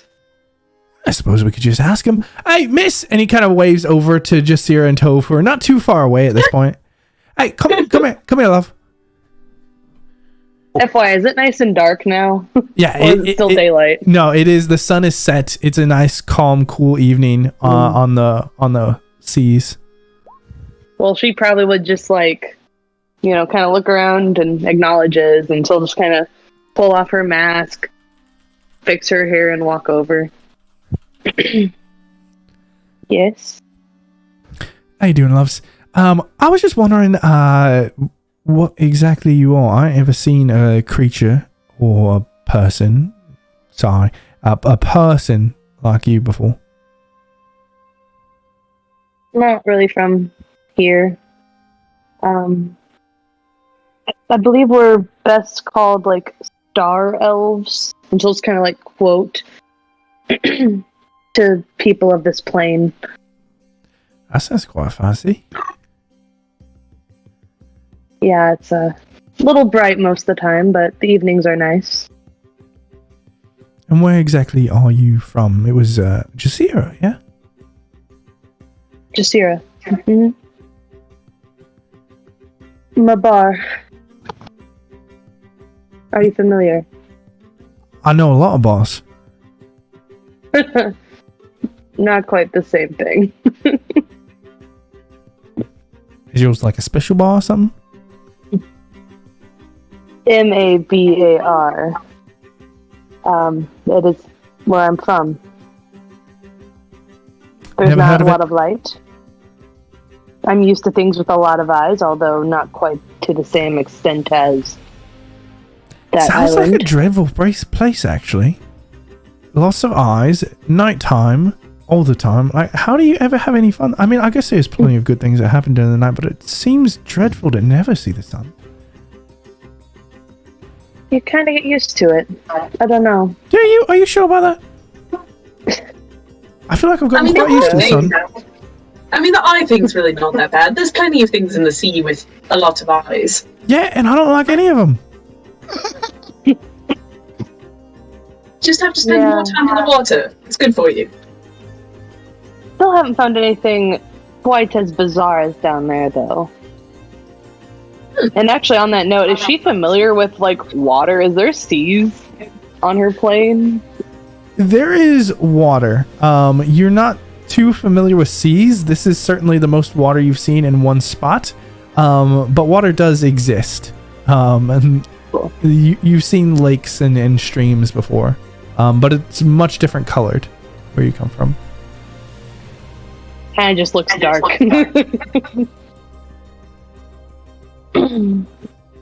Yeah, this is quite the place. The sea. We don't have anything like this where I'm from. I mean, this is more the oceans right here. I suppose it might be sea. I'm not the geographical type. What's the difference? Size? Apparently size matters. Oh, well, you know. I wouldn't know. It does matter, but It's this very beautiful blue.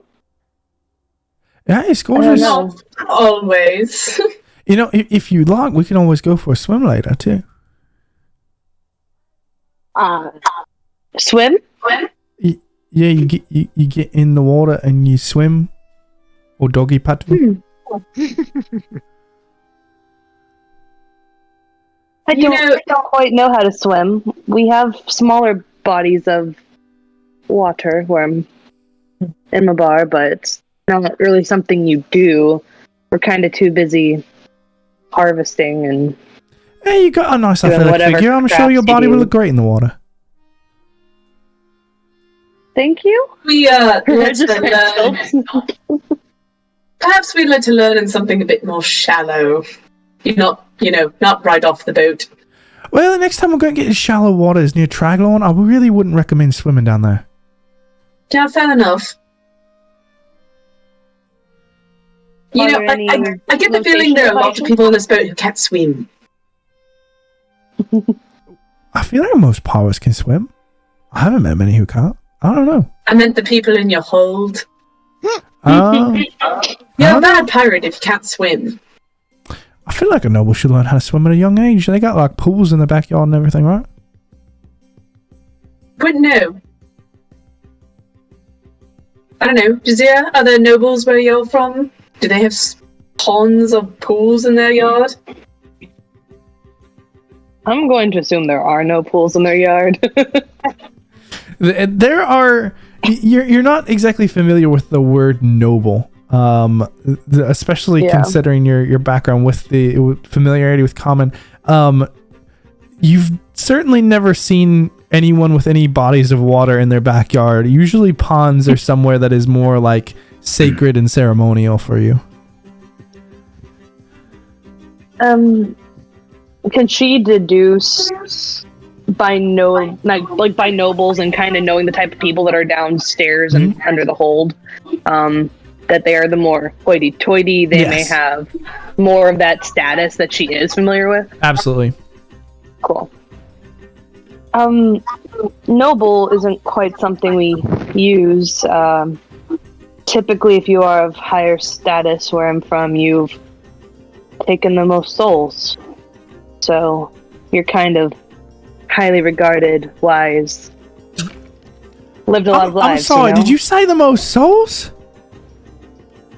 Pardon me for a moment. What does that mean? Is that what you did with your ring? Of sorts, yeah. We harvest souls where I'm from. You can harvest a soul?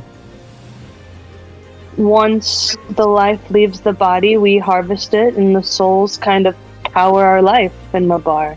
I assume there's some connection here to where I come from, but... When you say harvest, do you mean like you pluck it from a field, or like... What do you mean by harvest? Yeah, I was wondering on that as well. I don't know where that plot point is in my notes. The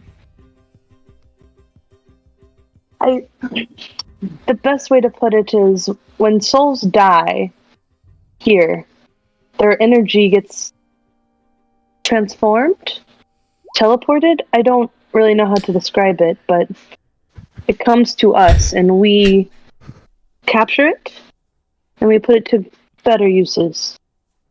So the best person at spotting and collecting souls is the most powerful. It's more complicated than that, but I don't know if you want to get into messy family drama. So how powerful are you? Can you invest souls into projects and then have other people get souls for you because you gave... More like the survival of the fittest is the best way to put it. So then, how powerful are you exactly? My family is kind of looked down on. I only have my brother. And she'll just kind of brush her hair back, around her ear, kind of just play with her hair a little bit. There's only 2 of us, and that is frowned upon. We are deemed as less worthy. And those that have higher status have previously had more siblings. Well, I see lots of worth with you. If you ever need a pick-me-up, you just let me know. I would like to be of use. I'm not really a talker. That's all right. What I had in mind did not involve a lot of talking. Excellent. Well, if you Maybe a little bit of provide my screaming. friend and I, we have similar skills, and she'll just kind of gesture to Tove. I do like a 2-for-1 special. You're just gonna nod because she just doesn't know what that means. If only you were so lucky, I don't think you're their type. I feel like I'm everybody's type just a little bit. What type? He wants to have sex with you, darling. I mean, I certainly wouldn't say no. I've been thinking about many other things, but that was on the list. Huh. And by type, he means sexual preference. Oh, I'm learning lots of words today. Now, every time someone asks what type of monster is it, she's gonna look at them and go, "What the fuck?" It's like, your type of monster? No. What's this monster's preference? Do you like those? I could Curiosity, since we're talking. The bitches down in the hold. I take it they're, higher standing. They seemed a bit standoffish from you and Tove.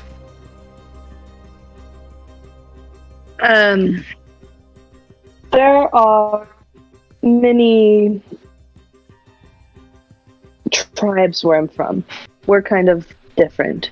Tove comes from somewhere else, and I come from another. There's one in particular that doesn't quite like my family for a number of reasons. And thus I am the surviving sibling, and so she has the largest grudge against me. How exactly did all of you end up topside? Not really sure where your plane is. Did the flying ship thing kidnap you? It did, but only after. But we were here. We were on the plantation. We were helping. It was kind of the trade, I suppose. We asked to get out. We got out, and then we were left there to do labor. Long hands, thrilling. I'd much rather be on sea. Much more exciting. The sea is a beautiful place.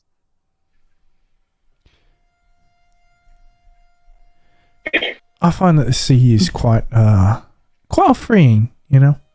You just kind of sit back, and sometimes it just feels like you're sailing away from everything that, everything's scary. And then a storm hits, and then you get to watch the newbies peek out of their guts and laugh your head off. That happens. Some people don't do well with the rocking motion of the boat. Cade, can you roll me an insight check?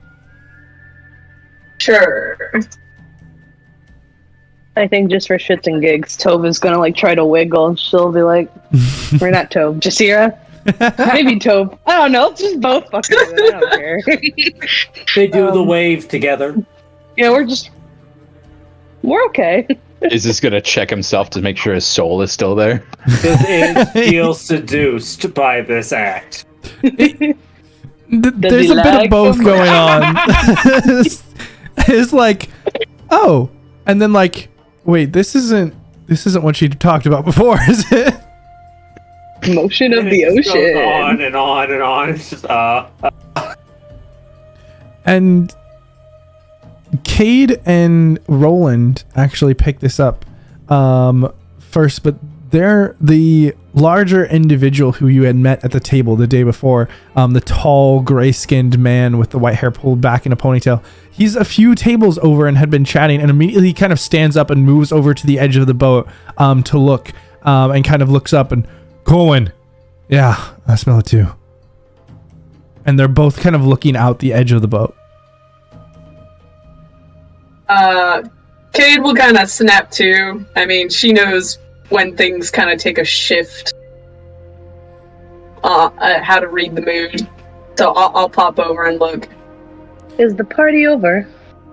Oh, the party's never over, love.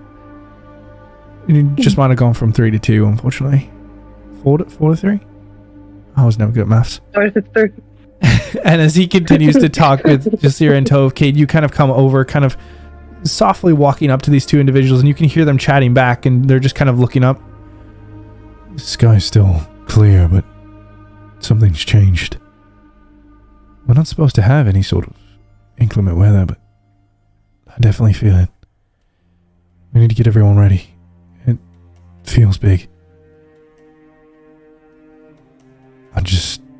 Something isn't right. And then there's a sudden crack of lightning across the sky, and it's far off, but it is bright and shining off the back edge of the ship. And there's just this echo of thunder that rolls across a few seconds later, and quickly the entire ship just goes into a bit of motion as there is a bell that begins to ring out, and all of the different individuals jump up from where they are, quickly putting things away and moving to masts and sails, beginning to adjust trajectory. And most of you are kind of caught off guard at the sudden complete shift as everyone goes from relaxed and drinking and having fun to instantly in just a locked in mode on what is going on. And most of you are just kind of still sitting there in your chairs as this begins to swirl around you. And Cade is one of the probably the only person who is very familiar with what is happening here. I'll jump into action to help, but I will shout over my shoulder towards Jasira. Might want to get that bucket ready.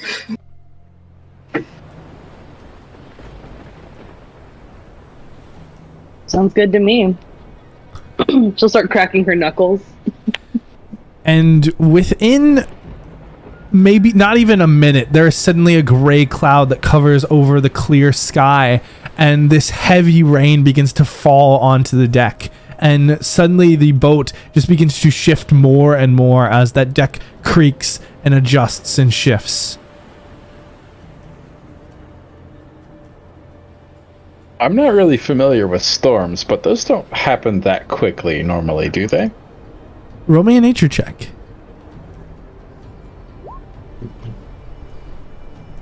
This storm came out of nowhere. It was a completely calm and open day, and then now suddenly there is thick rain. The waves are rising. The bright blue water has now turned a darker gray. This storm just happened out of nowhere. Like, you blinked and everything changed. This does not seem natural at all. Or at least it was not brought on naturally.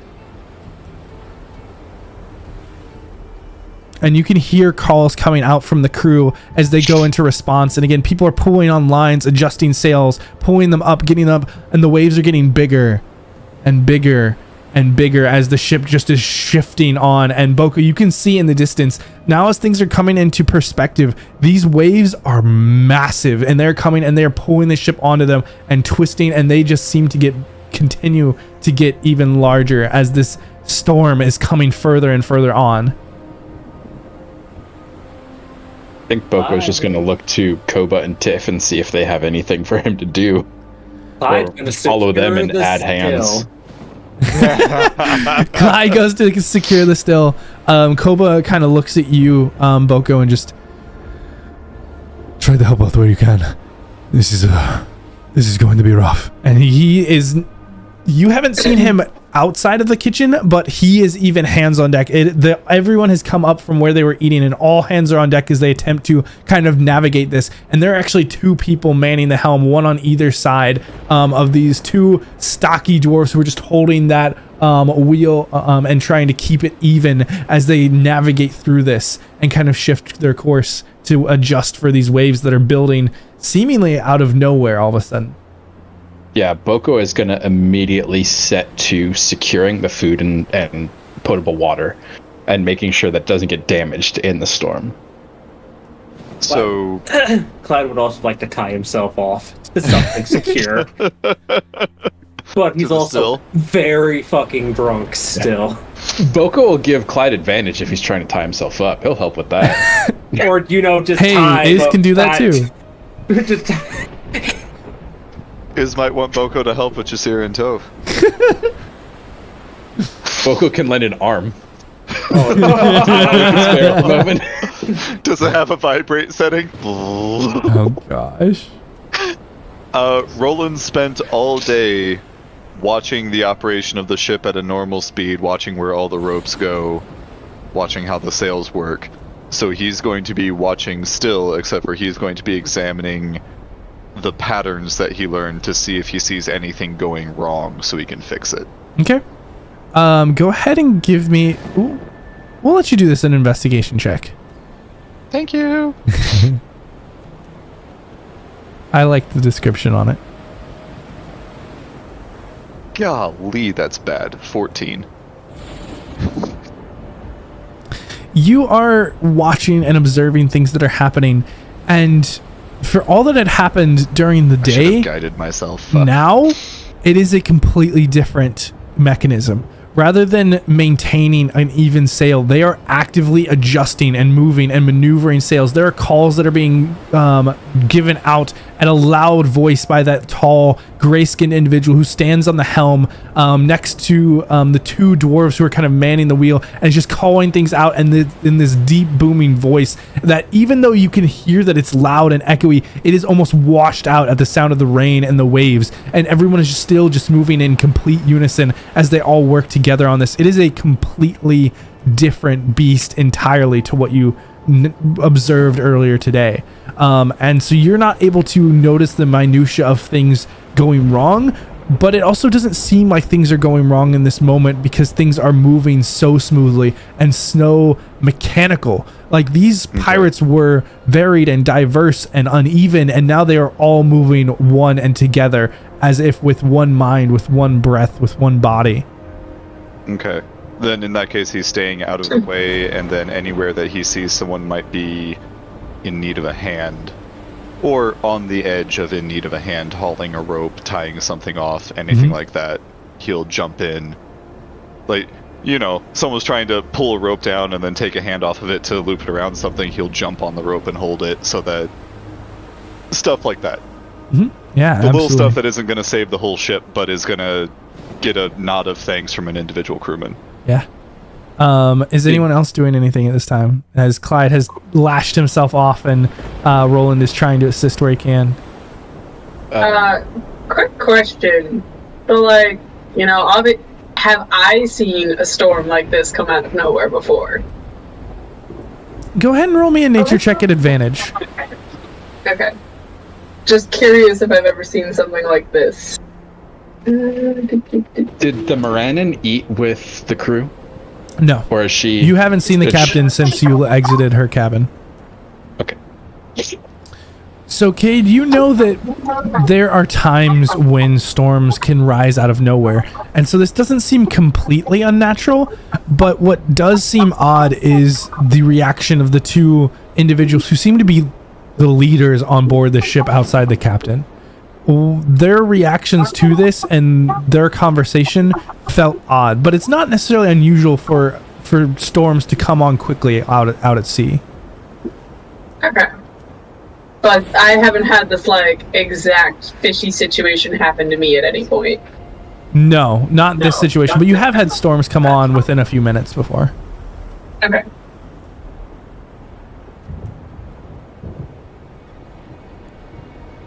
Alrighty. And as this continues on, as you all are kind of prepping and bracing, there is the rain turns into that thunder and that lightning as the waves pick up, and the waves are double, triple the size of the ship at this point. And you are, for those of you who have not been sailing before, this is something truly unnatural to you, and you are terrified at these massive building-sized waves that look like they could swallow the boat whole, and yet the boat is being perfectly navigated through this storm as the rain begins to fall, the deck begins to get slippery, and Iz actually comes over to each of you slowly one by one and kind of escorts you down carefully, kind of along the ropes, pushing you and pulling you down below the decks as you navigate through this storm, and it gets more and more intense. You're kind of pulled below as things begin to escalate, and you can actually see now the shape and the silhouette of the captain, who has taken her space outside on the helm, and she is now calling out commands as Tove and Jasira are kind of escorted down below by Iz, and then one of the other crew members kind of comes and kind of grabs Clyde with his rope and escorts him down. Quickly another comes forth, the Shalton for Boko, and eventually for Roland and Cade as well, as each of the crew members kind of come, and you see that a few of the crew members also go down with you all, as they seem to kind of shift in and out, but this is over the course of an hour or two as the storm is kind of adjusted and has gone through rain and lightning and storms as this is just getting harder and harder, and you are kind of pulled out of the way, more so for your own safety, but also for just the fact of that things have to move a certain way for this to work, and they just want you out of the way, and so they pull you down to the lower decks and leave you all down there, and you can still hear the raging storm, but somehow beneath these, or within the deck, it's much calmer, much quieter. There's only a bit of drip to the water that's falling down, and the candlelight from the different sconces and torches around still kind of gives a flickering flash, and you all are kind of just sitting there slowly rocking back and forth with Iz, as well as one of the human females that was on the deck earlier. The two of them just kind of sit and kind of watch and listen, and both of them are kind of trained on the stairs waiting for any other commands to come down.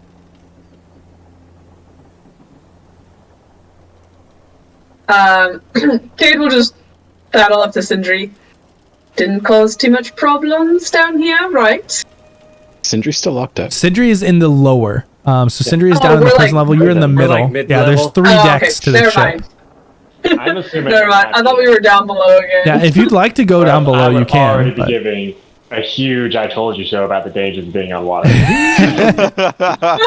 Which Sindri is well, you're telepathic connected, Sindri. You would hear the very strong inner monologue of how I told it wasn't safe to go in the water. The water is always dangerous, and what do you know? It's dangerous. Gonna stay here, chained to the beautiful, safe metal bars, and hope it goes away. Yeah, he ain't got the wrong idea. Storm Moon seems real pissed for some reason. It'll be fine. This ship is quite sturdy. Yeah. And the crew seems to know what they're doing. I'm sure all of you will make it through the night. Well, as long as you're sure about it. I think Clyde with the still in hand, because he definitely that came holding with him. on to it like absolutely. I'm not letting you go, baby. Lashing the still to himself. I don't know. Although if you're going to puke, please do it in the corner, please. Since we have some time down here, Boko's going to start setting up for a ritual.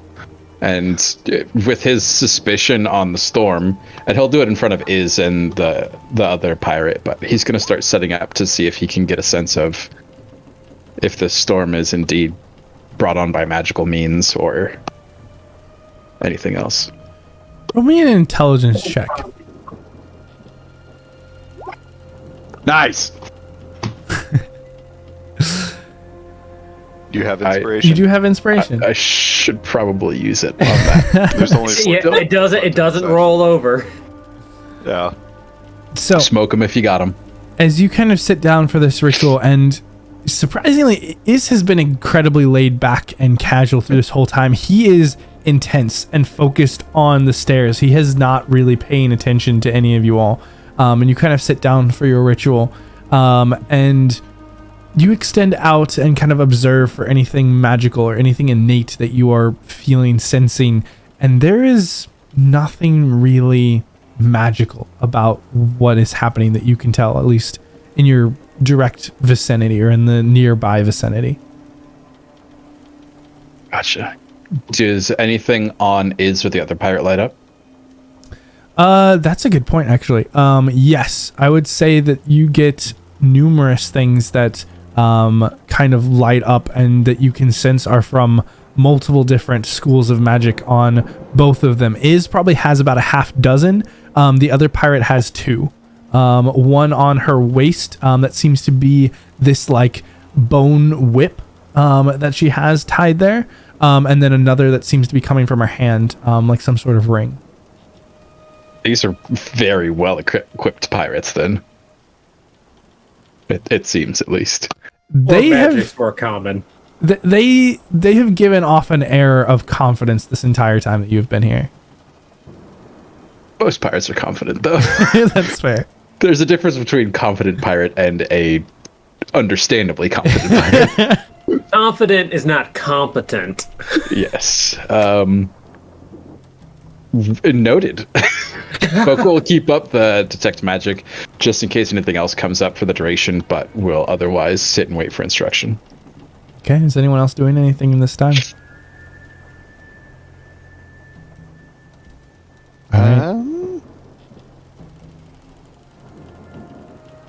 Just Oh, yeah. Who's all here with us right now? It is essentially the whole party, and so it is Tove, Jasira, Cade, Thashalt, Clyde, Boko, and Roland. Sindri is the only one not there. All right. Well, Clyde's gonna give himself, Boko, and Jasira aid. Okay. And then go to bed. Curled around the still. Yeah, and as this storm continues to rage, and there are multiple times where the people who are down there with you, the crew members, are swapped out for others who come back completely drenched, and just kind of sit and wait and watch and listen. But all of you eventually, there's quite a bit of swinging and a lot of motion here, but in a certain way it almost feels nice, and you are all drifted to sleep very quickly, and find... Yeah? Sorry, did you have some before that? Yeah. Just with the crew rotating in and out, and with Iz down here with us, when that purple tiefling comes down, Roland's going to sidle up to Iz and just kind of nudge him and be like, "What's her name?" Purple tiefling? Yes, there's a tiefling that eventually comes down at one point, and she was actually more so than coming down. She was one that came up the stairs as you guys were kind of coming down, and as you kind of catch him, and again, Iz is focused on the stairs and listening, but he kind of very curtly answers you, "Shadja." Gotcha. Thank you. Real quick, for the first part, when we're all like still awake and kind of monitoring things, anyone that comes in and out of the door, Cade will just kind of like very casually like flick a finger, and then anyone that comes to the door will dry off. Ooh, okay. Good to know. You get a couple of nods of thanks and kind of some chills and shivers as they go from very cold to warming up. But yeah, you all eventually do find your rest here below the decks as the storm continues to rage on above. And by the time that you wake up the next morning, the waters have calmed and the day is returned back to the beautiful, calm seas around you. And there are damp sailors everywhere. As they are all look worn and exhausted, and half of them are kind of sleeping in hammocks or bedrooms that with doors wide open with legs kind of hanging out. there's just a sense of exhaustion. But the ones who are on the main deck still work dutifully to maintain their balance. But you can see that it doesn't really take that many people to keep this ship running on a normal day. And as this warm day kind of comes down, it does look fairly nice, and it's roughly like a 3-4 day journey to get where you're going. And as you guys do come out onto the deck the next morning, you do see is out there and kind of comes and greets you. He's got these kind of bags, these deep circles under his eyes, but still has kind of that same cheery persona. Oh, it's a good thing that we picked you all up. Our storm would have been quite a nightmare if you hadn't had somewhere to take shelter.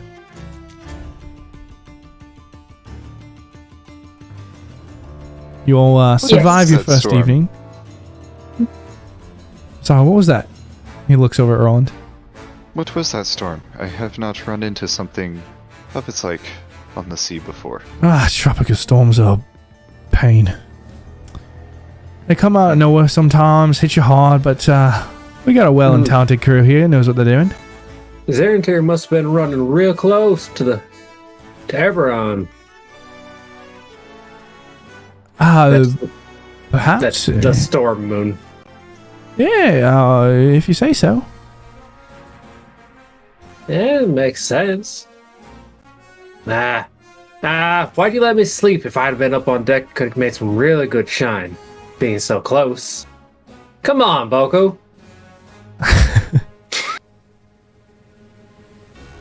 Boko just looks at Clyde like what? Like you were tied up to a barrel in the kitchen. Then they came and untied you and ushered you below deck. To be fair, my entire night changed when I rolled that nat 1. I had plans, but no, I got drunk. It'll get you drunk.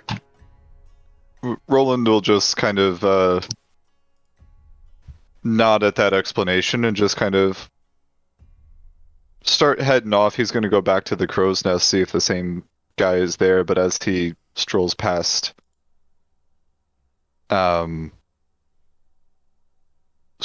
Iz, he'll just kind of mutter under his breath so that Iz can hear. Shargon's power flows swift this part of the world, and keep moving. Okay.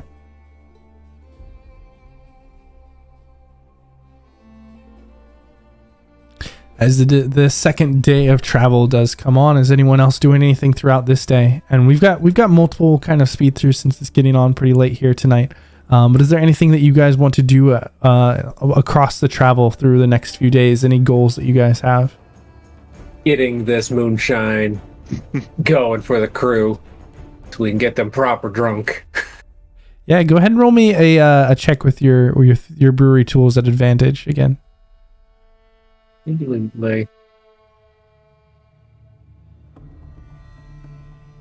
11. So it's working with something that you're not familiar with, and you're still figuring out. Again, it's only over a few days. It hasn't had the proper full time to ferment yet, but it's getting better and better the more time that you spend with it.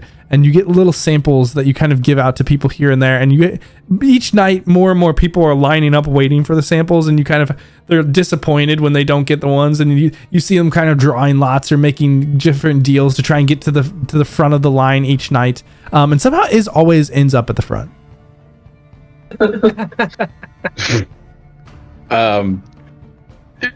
To build my reputation with this bone-clad individual that has my knife, at some point in time, I'm going to grab a knife from the actual kitchen, just like a regular knife that you'd use to cut food, and I'm going to spend a long rest meticulously sharpening it into a +1 deadly weapon. And just when he's eating or cutting up food, just walk by and just very awkwardly just set the knife down and walk away, just like, here's what I'm capable of. And as you kind of begin to walk away, you hear this whoosh, as there's suddenly a thud beside you, and you can see over to the side there is a piece of wood, and on it is a small piece of apple that has been just pierce through with the dagger, and it is just stuck in the wood. And you kind of look back, and the man who you know to be named Aegon just kind of like nods and gives you kind of a slight tilt of the head. Boko is going to lean back onto his good foot, and as a display of his abilities, is going to take the razor leg, whip the roots out, and cut the rest of the apple in half just with one high kick. All right, give me an attack roll. I'll give you this at advantage. See how we do. Okay, That's yeah, not bad. Yeah, just easily just cut it in half, and then the vines wrap back around the prosthetic leg, and there is what looked to be like kind of a confident, playful look is now more of a stunned, impressed, and perplexed look upon his face, and you continue your way off. Hey, DM, is there any way I could convince you to let me use my advantage from the voting for my brewer's supplies? Sure. Yeah, go for it. Cool. Yeah, you can re-roll that. Just because having wisdom's my lowest stat, so I want to pump this as much as possible. You can do it. Oh my gosh. Oh my gosh. That yeast takes time. What can I say? It takes time. Can't rush a good brew. Can I give him mine? We need some good. I don't think it'll do me any good. Roland, you spend quite a few of your days up within the rigging, and you always see that same individual within the crow's nest. They don't seem to ever get down. You've never seen them around the deck. They're always up in the crow's nest, and every time that you go and spend time around there, they never talk. Okay. So the first day, I'd go back up there. Mm-hmm. Does he have his own and poop chute? would attempt to make conversation. Just starting with like a hello. Any response? No verbal response. There's kind of a slight nod in acknowledgement of hearing what you said.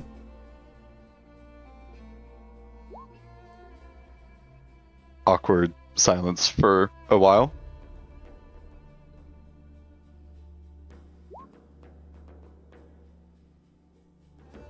Nice day. Still no response.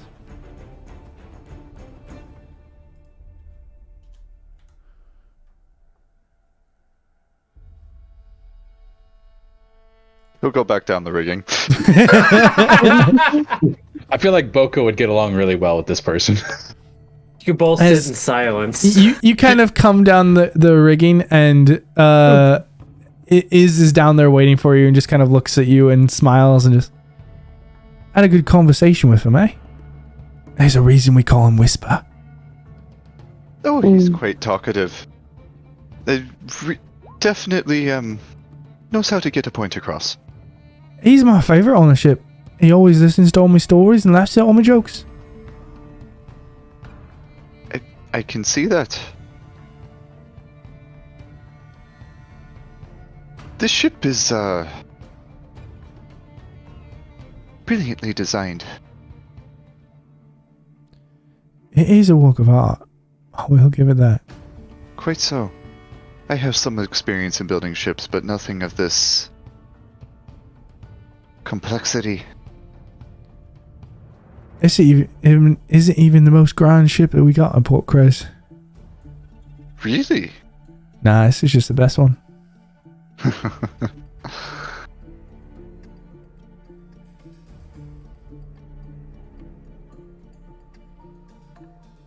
Your friend, the Stormfrey, Cade. Oh, yeah, Cade. The other sailor. Yeah, the Stormfrey have got quite an impressive ship. I don't know if you ever heard of the Ship of Glass, but it's a sight to behold. Go ahead and make me a history check at advantage, Roland. Alright.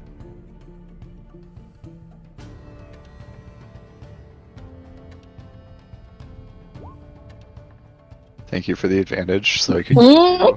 You have heard many tales of the Ship of Glass, actually. And they are wide and varied, and all of them seem more grand and extravagant than the last. All of them whispered rumors, bardic songs, mythic legends about this seacraft that is made entirely of colors of the rainbow. These greens and blues, these oranges and golds that just scatter light across the sea.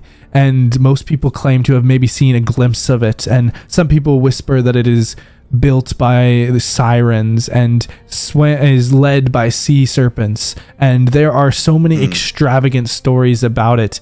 And only one time is it ever rumored that your people came across it, and it was the only time that they ever lost an encounter. Oh, fuck. Okay. Like, there have been times where they have taken losses, but there have never been times that they have handily been given a loss, especially not by a single craft. Mm-hmm. I've heard tall tales. I've heard tall tales about other things. Most men like to tell tall tales. These tall tales, I can assure you, fall short. If you stick with us long enough, I'm sure we'll see it soon enough, and it is impressive. You're friends with this ship, then? I'm friends with all ships. They make the best lovers. Oh, now we know why he never leaves the crow's nest.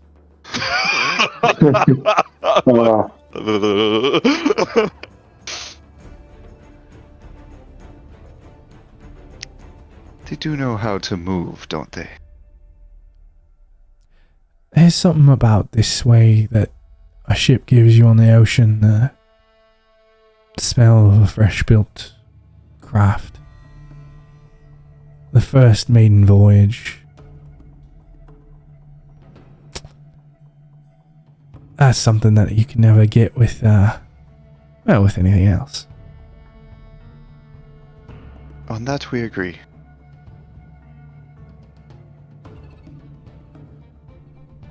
What's your story then? These others, they all seem to come from extravagant backgrounds.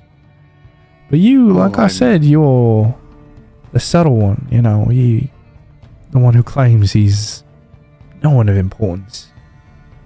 I am no one of importance. Then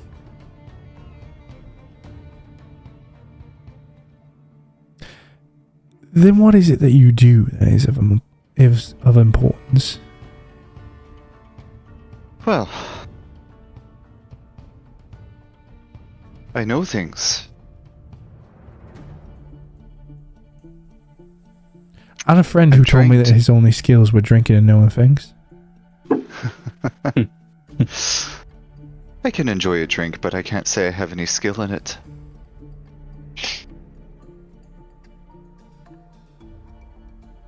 I know things. I apply them. I build things. I use the things I build.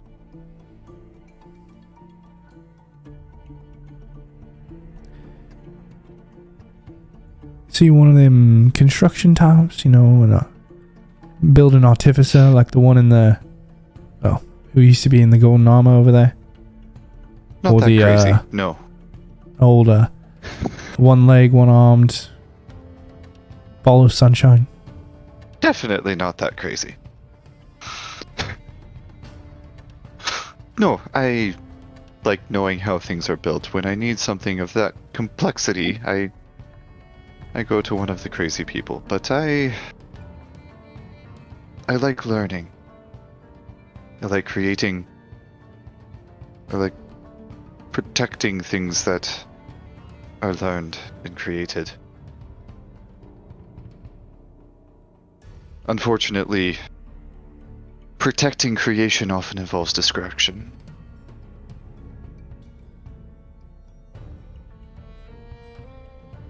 You're talking all of very vague terms. It's giving me like, you know, when you get into that thick book, it's like a tome and you're like half asleep and you just really want to get to the exciting part. Oh, I love that. Of course you do. It's my favorite way to spend an evening. You probably don't talk to many girls, do you, mate? Sure I do. Talk to them like anyone else. Right. I think that sometime we're going to have to get a drink together. You know, maybe have some good one-on-one bonding time. I'll loosen you up. Is this not one-on-one time? This is your bonding time. We need some of my bonding time. As you will. If we make bluff at Traglorn, those villagers know how to party. I don't know what they put in the cactus juice, but it's whew. The quencher. It's the quenchiest. I'll be honest with you. I am feeling a bit lost here. I'm making myself busy trying to learn how the ship runs, trying to find a way to be of use, but my tools have been taken from me. My gear, my weapons. I'm wondering how it is that I'm supposed to be able to prove my worth without the things that I find most worthwhile. Funny you should mention that, actually. And he kind of looks up, and you can see as his eyes kind of glance up, and there's a few seagulls that are kind of flying by. I think that answer will be taken care of relatively quickly. You know, if you're not familiar with the south here, we got an island called Traglorn. Outside of it is a place known as the Sea of Sea Monsters. All sorts of bad beasties and such. And so what we thought, at least what I assume the captain thought, is that you all might be able to prove yourself by taking down one of these beasties. We got a few of them strung up on the side. We could use another one before we finish off our cycle. You all take one down, then you all will be, I guess, taken into whatever the captain has for you for work. And I'm sure you would be comfortable with all your tools and weapons and shiny magical whiz doodads. But what you'll probably have to work with is what we have on the ship. We got a few different roles here. In fact, he kind of begins to walk around. If you look over there, that's the helm. That's the big ship. That's what makes everything kind of... That's kind of the crux for guiding the ship. I was going to make an allusion to... I was going to make an allusion to guiding a woman, but that probably won't hit with you quite as well. I understand the process. Mate, if you're going to call it a process, we're clearly not speaking the same language. Anyway, that's connected to the rudder, and the rudder makes the ship move back and forth. Unfortunately, most men don't know where to find the rudder. See, now that was funny. That was good. I like that one. Anyway, over here we've got the swivel guns. They're like miniature cannons. They shoot little scatter shot. Very good for things that are small, moving fast, or if it's got a thin hide that is easily pierced. But when we got a bigger target, which I assume we're going to want to go after the bigger target. We got quite a few birds over there, so hopefully it'll be something big. We got these over here, and he escorts you over to the side of the ship. And on each side there are these large crossbow-like siege equipment that are set up. And there's some on this deck, and there's some on the one below. These are the ballista. If you're into shooting things, these are about the most fun that you can have out on the ocean. It's a little less explosive than a cannon, but much more precise and accurate. These is what we'll be using to bring down any of these beasties. But we've also got fun little jobs as well. And he kind of walks over to the center, and around one of the main masts there is actually little weapon racks. And lined on them are these long pole arms, these long shafted weapons with large blades. Now these are the weapons for the nosedivers. That's the most fun job. That's the one that I think your stone friend is really going to like. But, you know, if you enjoy getting a little close to combat, you know, this is what's really turns the boys into men, if you take my drift, or the boys into kibble if you aren't good at it. Anyway, after the nosedivers, we got the bobbers. And he moves over to the other mast, and there's a small box there, and opens it up, and there's these smaller spears, and attached to them is a small length of cord and a large circular object. You take these and you toss them into the high of the creature. One of them will kind of slow down pretty much anything. 2 of them will keep all the medium-sized creatures from going down below the surface, and 3 of them will keep even the largest of creatures from getting outside of the range of our ballista and our swivel guns and those type of things. And then if you're not the combative sort, you can always be one of the people who kind of help aim and help load. We always need some powder monkeys to move things from place to place. And then we got up here at the front, and he moves up to the front, and there are these large machines that have what looks to be some sort of optic on it, but rather than a sight, it is, or rather than a scope, it is a single sight with just a very basic crosshair on it. Now these are the towers. This is what we need for the big things to make sure they don't outrun us. We put a couple of these in them, we got one on either side, and then we just sit back and let them tow us wherever they want until they get all tired and tuck it out, and then we finish them off. So you all will have plenty of things to use to your advantage, and if you have any innate abilities, if you got the magic-y voodoo types, well, they can help out too, I suppose. But there's lots of things that you can do to be of assistance. You just gotta find the right place to make your impact.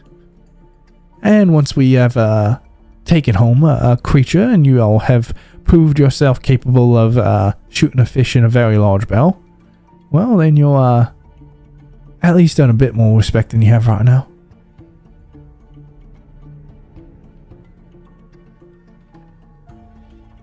How did yours go? My what? Your fish in a very large barrel. Oh no, these things are much too big for me. I don't like anything that has extra eyes, extra legs, extra teeth. Not for me. Well, that definitely limits your prospects. At least I know your type. I'm not sure what to think of yours, mate, but all the more to you.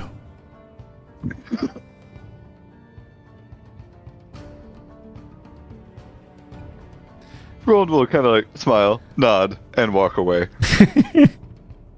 Walk away. All right. Was that our ship to ship, or is that our ship fighting tutorial? More or less. That's what I'm hearing. Yeah, that's what I got. Oh fuck! Here we go. This is gonna be awesome. That's the right. I'm gonna get myself whaling killed. Tutorial next session's episode title: Moby Dick. Do these? It's all about is.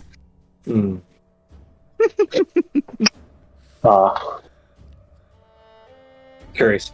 Would these ship weapons count? What weapon class? Would I have proficiency with martial weapons? So these would be, most of these are considered martial weapons. Some of them are simple though. Okay. It depends on what you do. I have martial proficiency, so yeah. What about those of us with firearm proficiency? Some of these do qualify for firearms. As guns. Okay. I just want to know if I'll be able to effectively use these. Real quick, at some point, Cade will take an hour just out of the way, and we'll create a temporary druidic focus that I can use, and it just gets tucked away in a pocket. Okay. Clyde would like, if at some point he'll grab a knife so he can have a weapon so he can cast spells. Yeah, Roland is looking around for a knife. If the +1 chef's carving tool, it's still in Boko created. It's in the apple. If it's still in the wall and I saw that happen, I will very quietly. Yeah, sure. And keep it for myself if no one else claimed it. It will only be +1 for a short time, unfortunately. But the guy can with my knife doesn't know that. No, I can't roll below an 18 with a knife, so yeah. This is true. And Sindri, I'm gonna have to dust off my Roland miss counter. Sindri, what were you doing? I wanted to see if while we were hanging out in the storm, Sindri was going to see if he could work with the Jade anklet that he had acquired. Okay, what are you trying to do with it? I was going to see if I could craft with it or anything, just see how good of a material it is, and if I could like make it into a hammer, like a small hammer, or what? Because I don't believe Sindri has worked with jade before, so more exploratory of what I could do with it. Yeah, roll me an intelligence-based Smith's tools check. I would prefer wisdom-based. This would normally be wisdom, but for what you're particularly doing, it's going to be intelligence. Okay. Hope you rolled my last roll.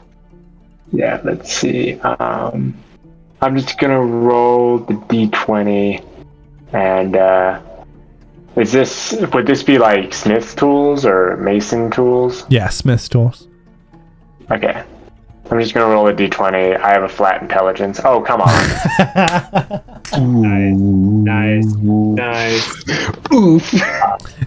Well, it doesn't matter. I forgot to use my inspiration on that history check. Fuck. The boat rocks too much, and you lose control of the jade in this life. Oh no! It fell down the poop chute. Oh no! Tragic. Now he really wants to know where these go. It's got to now. Yeah. See, this means Sindri's going down the poop chute. Sindri's going down the poop chute. He's gonna figure out where they go. You just gotta turn into a crab first, follow it where it goes, and then hope you don't pop out into the wrong restroom. So you go to begin to work on this. And you kind of like hold it in your hand, and you're going to swing back, and when you come down and collide with it to try and get the first kind of strike in to kind of break one of these pieces off to experiment with it, it's exactly as that first big wave of the storm hit, and it just slides completely out of your grasp, and you watch it in horror as it just slides all the way down the deck and right into the grate in the center of the prison. Oh, no. It doesn't make a sploosh though. How big is the grate? The grate is... Poop goes through it, Nick. Does it go straight through, or do you have to waffle stomp it? Oh. It is not that small. It's maybe like 2-inch squares, and it's like a 3x3. And this is only 2 inches? It wouldn't fit around a wrist. So it slides. It is not fallen. It is in the grate, but it has not fallen through the grate. Okay, you have to watch it horror.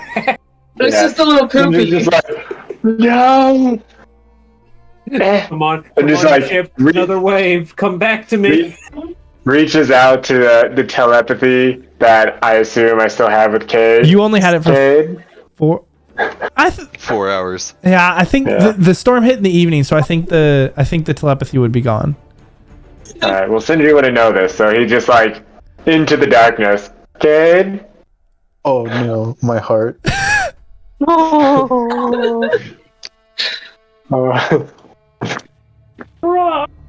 mind. Does it look like there's a chance it could fall through that grate? Probably not.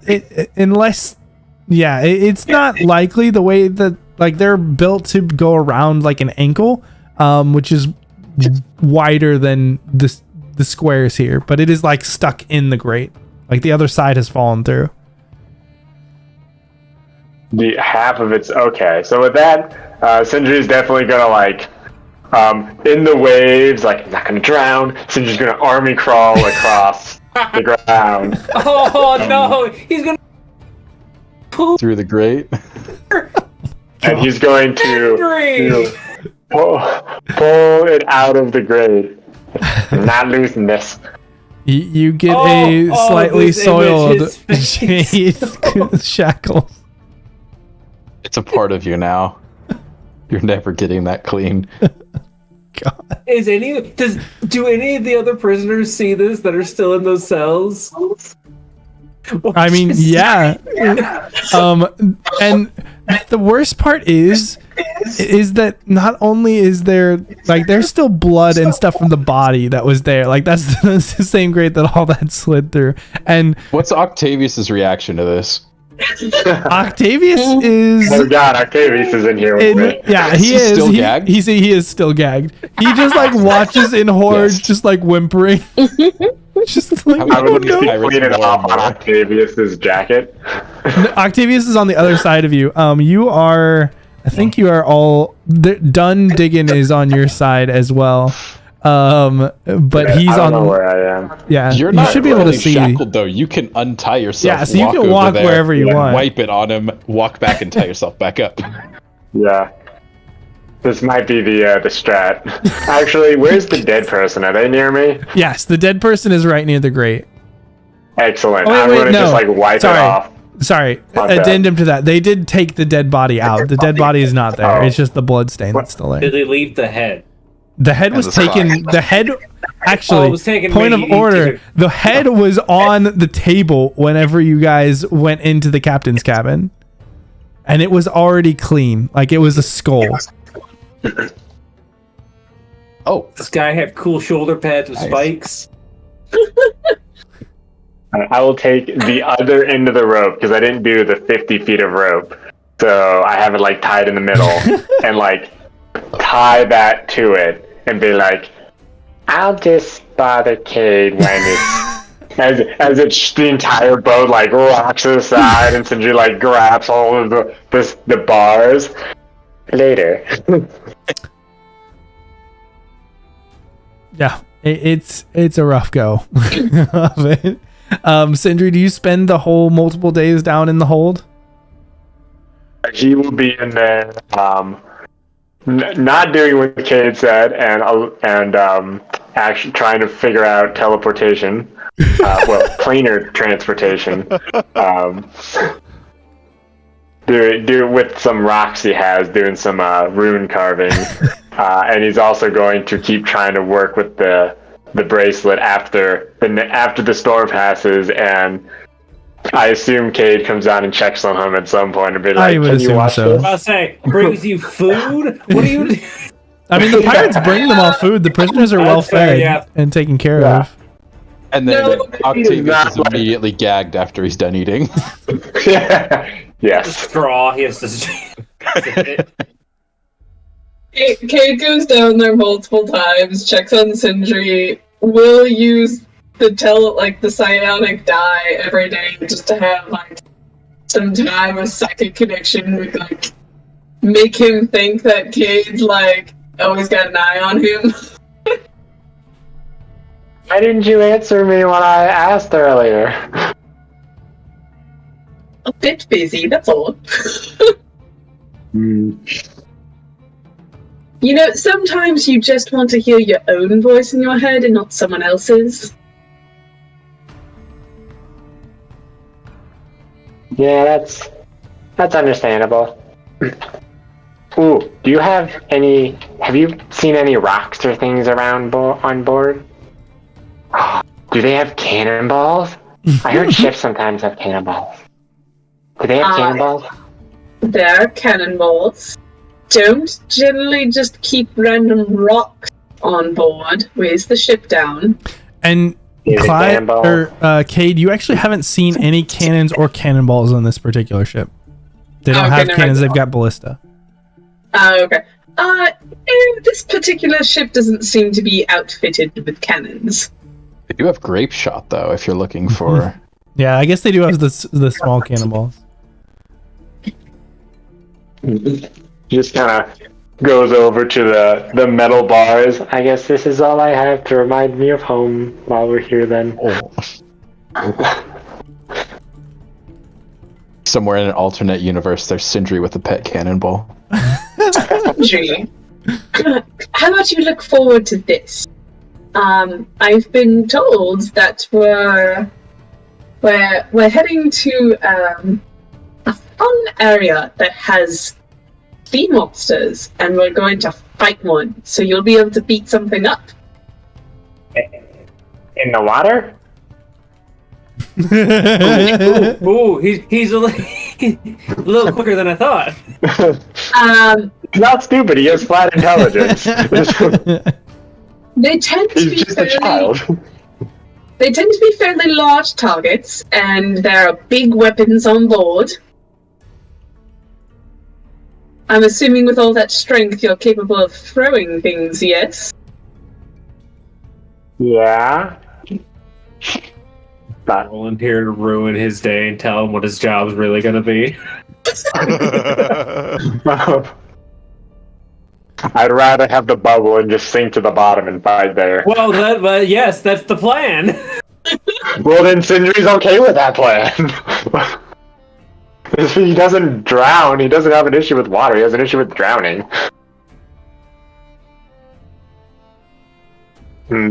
Yes, so we're going to fight something big, and you can, it'll be very large. You like to fight big things, yes? I like to be bigger than things. I don't think you'd be bigger than this. Well, then I don't know if I like it. What? What if I said that I could make you even bigger than you normally are? Okay. Sindri squints his eyes. Go on. I know a spell. Question: does the squinting of the eyes come across telepathically? This would be when I go down and check him in person. He's not like across the con. He's downstairs. But I know a spell. It can make things smaller, but it can also make things bigger. Oh, you can ruin his life one day. You can make me bigger? I can. That sounds fun. Every guy wants to hear from. What is Octavius doing right now? If only you could hear him. But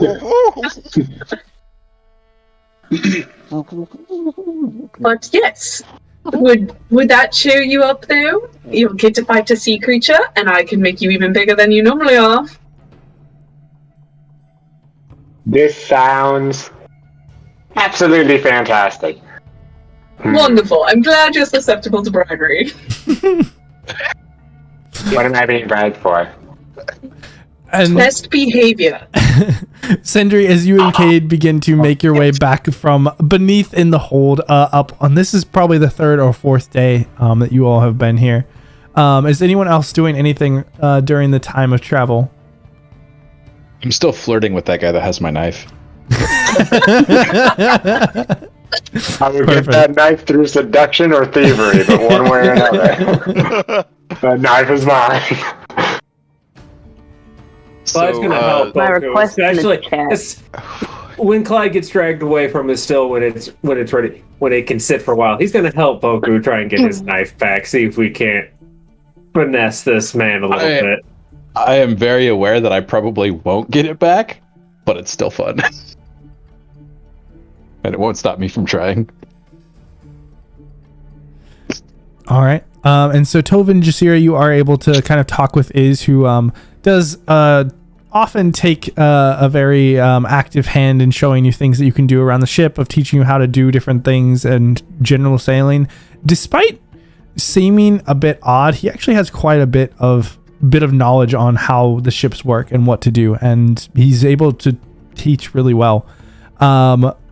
And there are plenty of opportunities to talk to multiple members of the crew, and you do. Yes, Jade is the name of the fish lady, and she is very much siren, seductive, sultry, and you get a few chances to chat with her, and we can go more into that next session. Cool. And as far as which ones were the simple weapons, let me pull up my list again. So the bobbers and the nose divers are both simple weapon. Well, I think the nose divers would probably be considered a martial weapon. So it would be the bobbers and the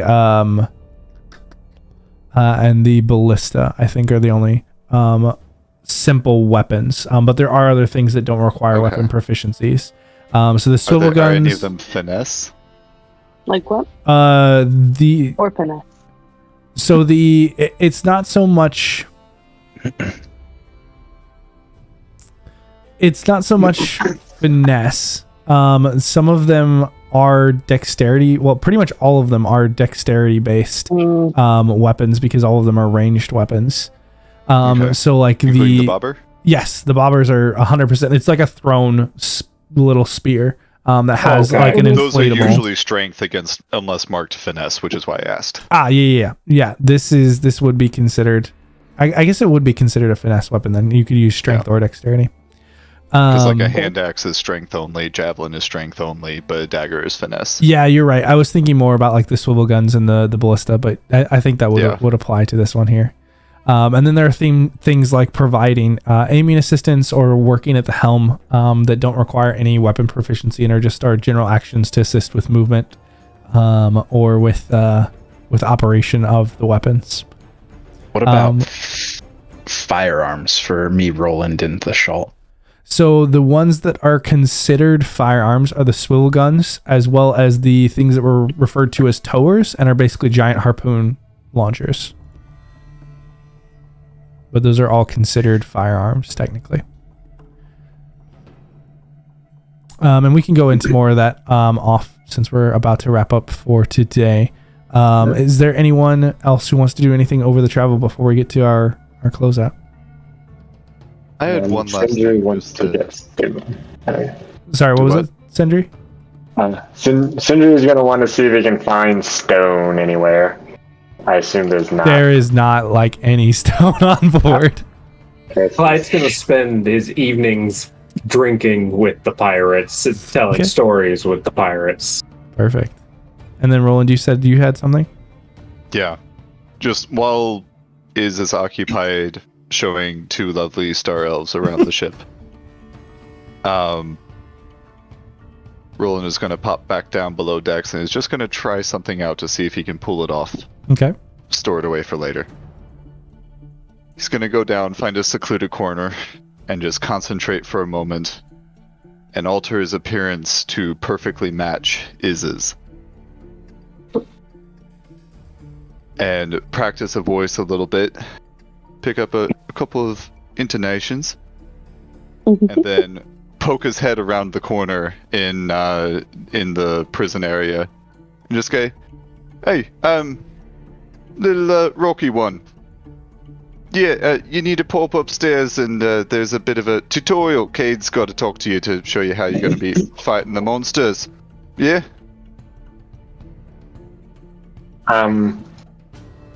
Okay. Okay, yeah. Off you pop. He'll pop back around and go find a corner, dismiss the appearance, and then make his way back up deck. All right. Was this like... What did you use for that?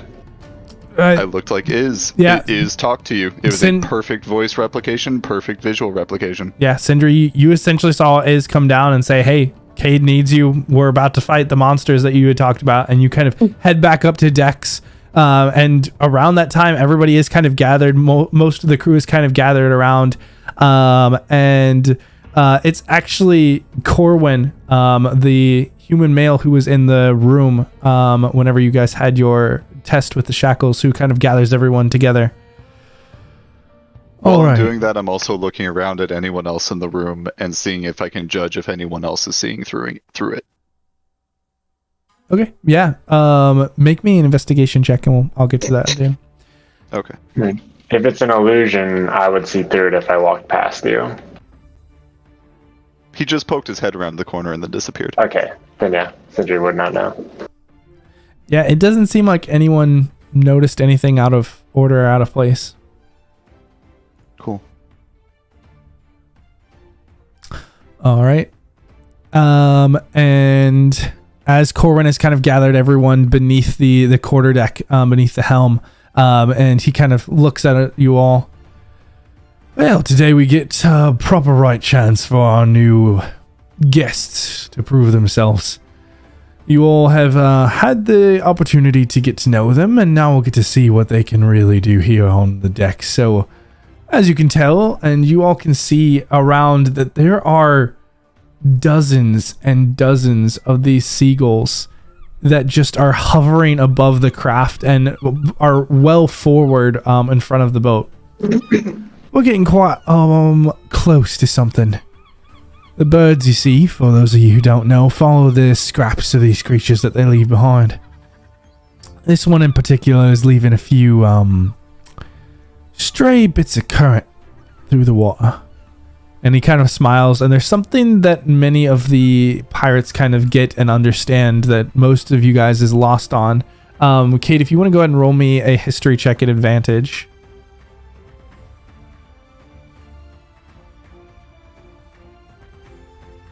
Getting jargoned. What was that?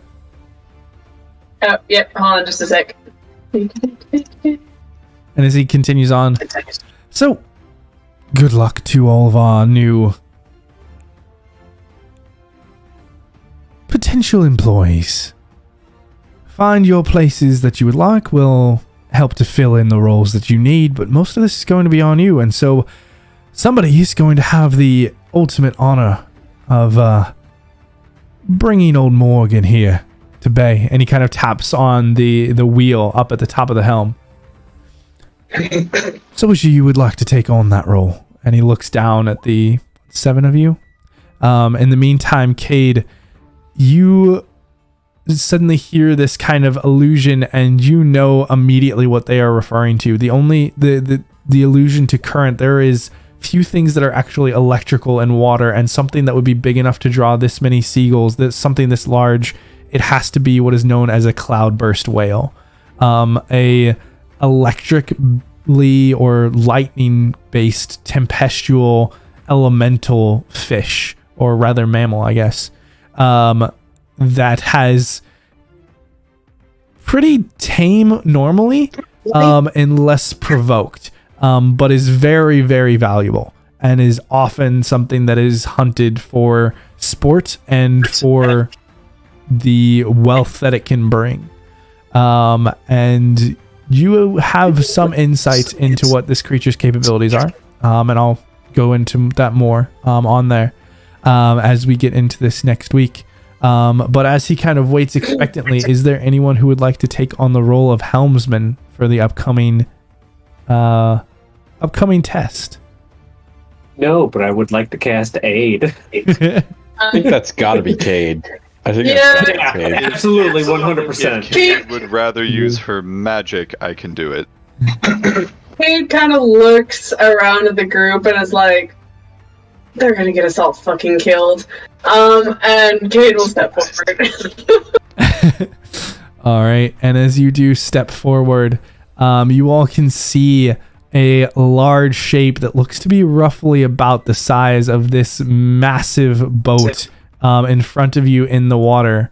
And it is a large dark blue shape with 2 sets of fins, and poking out of the water is this main pectoral fin that glows with this bright blue light, and you can see bits of electricity coming off of this giant creature. And that is where we will go ahead and pick up at the start of next week. I'm so thankful to get back to this series. Thank you for everyone who joined in, and we'll see you next time as the members of this these adventurers here go to take on a cloudburst whale with the Pride of Dreadhold. We'll see you then.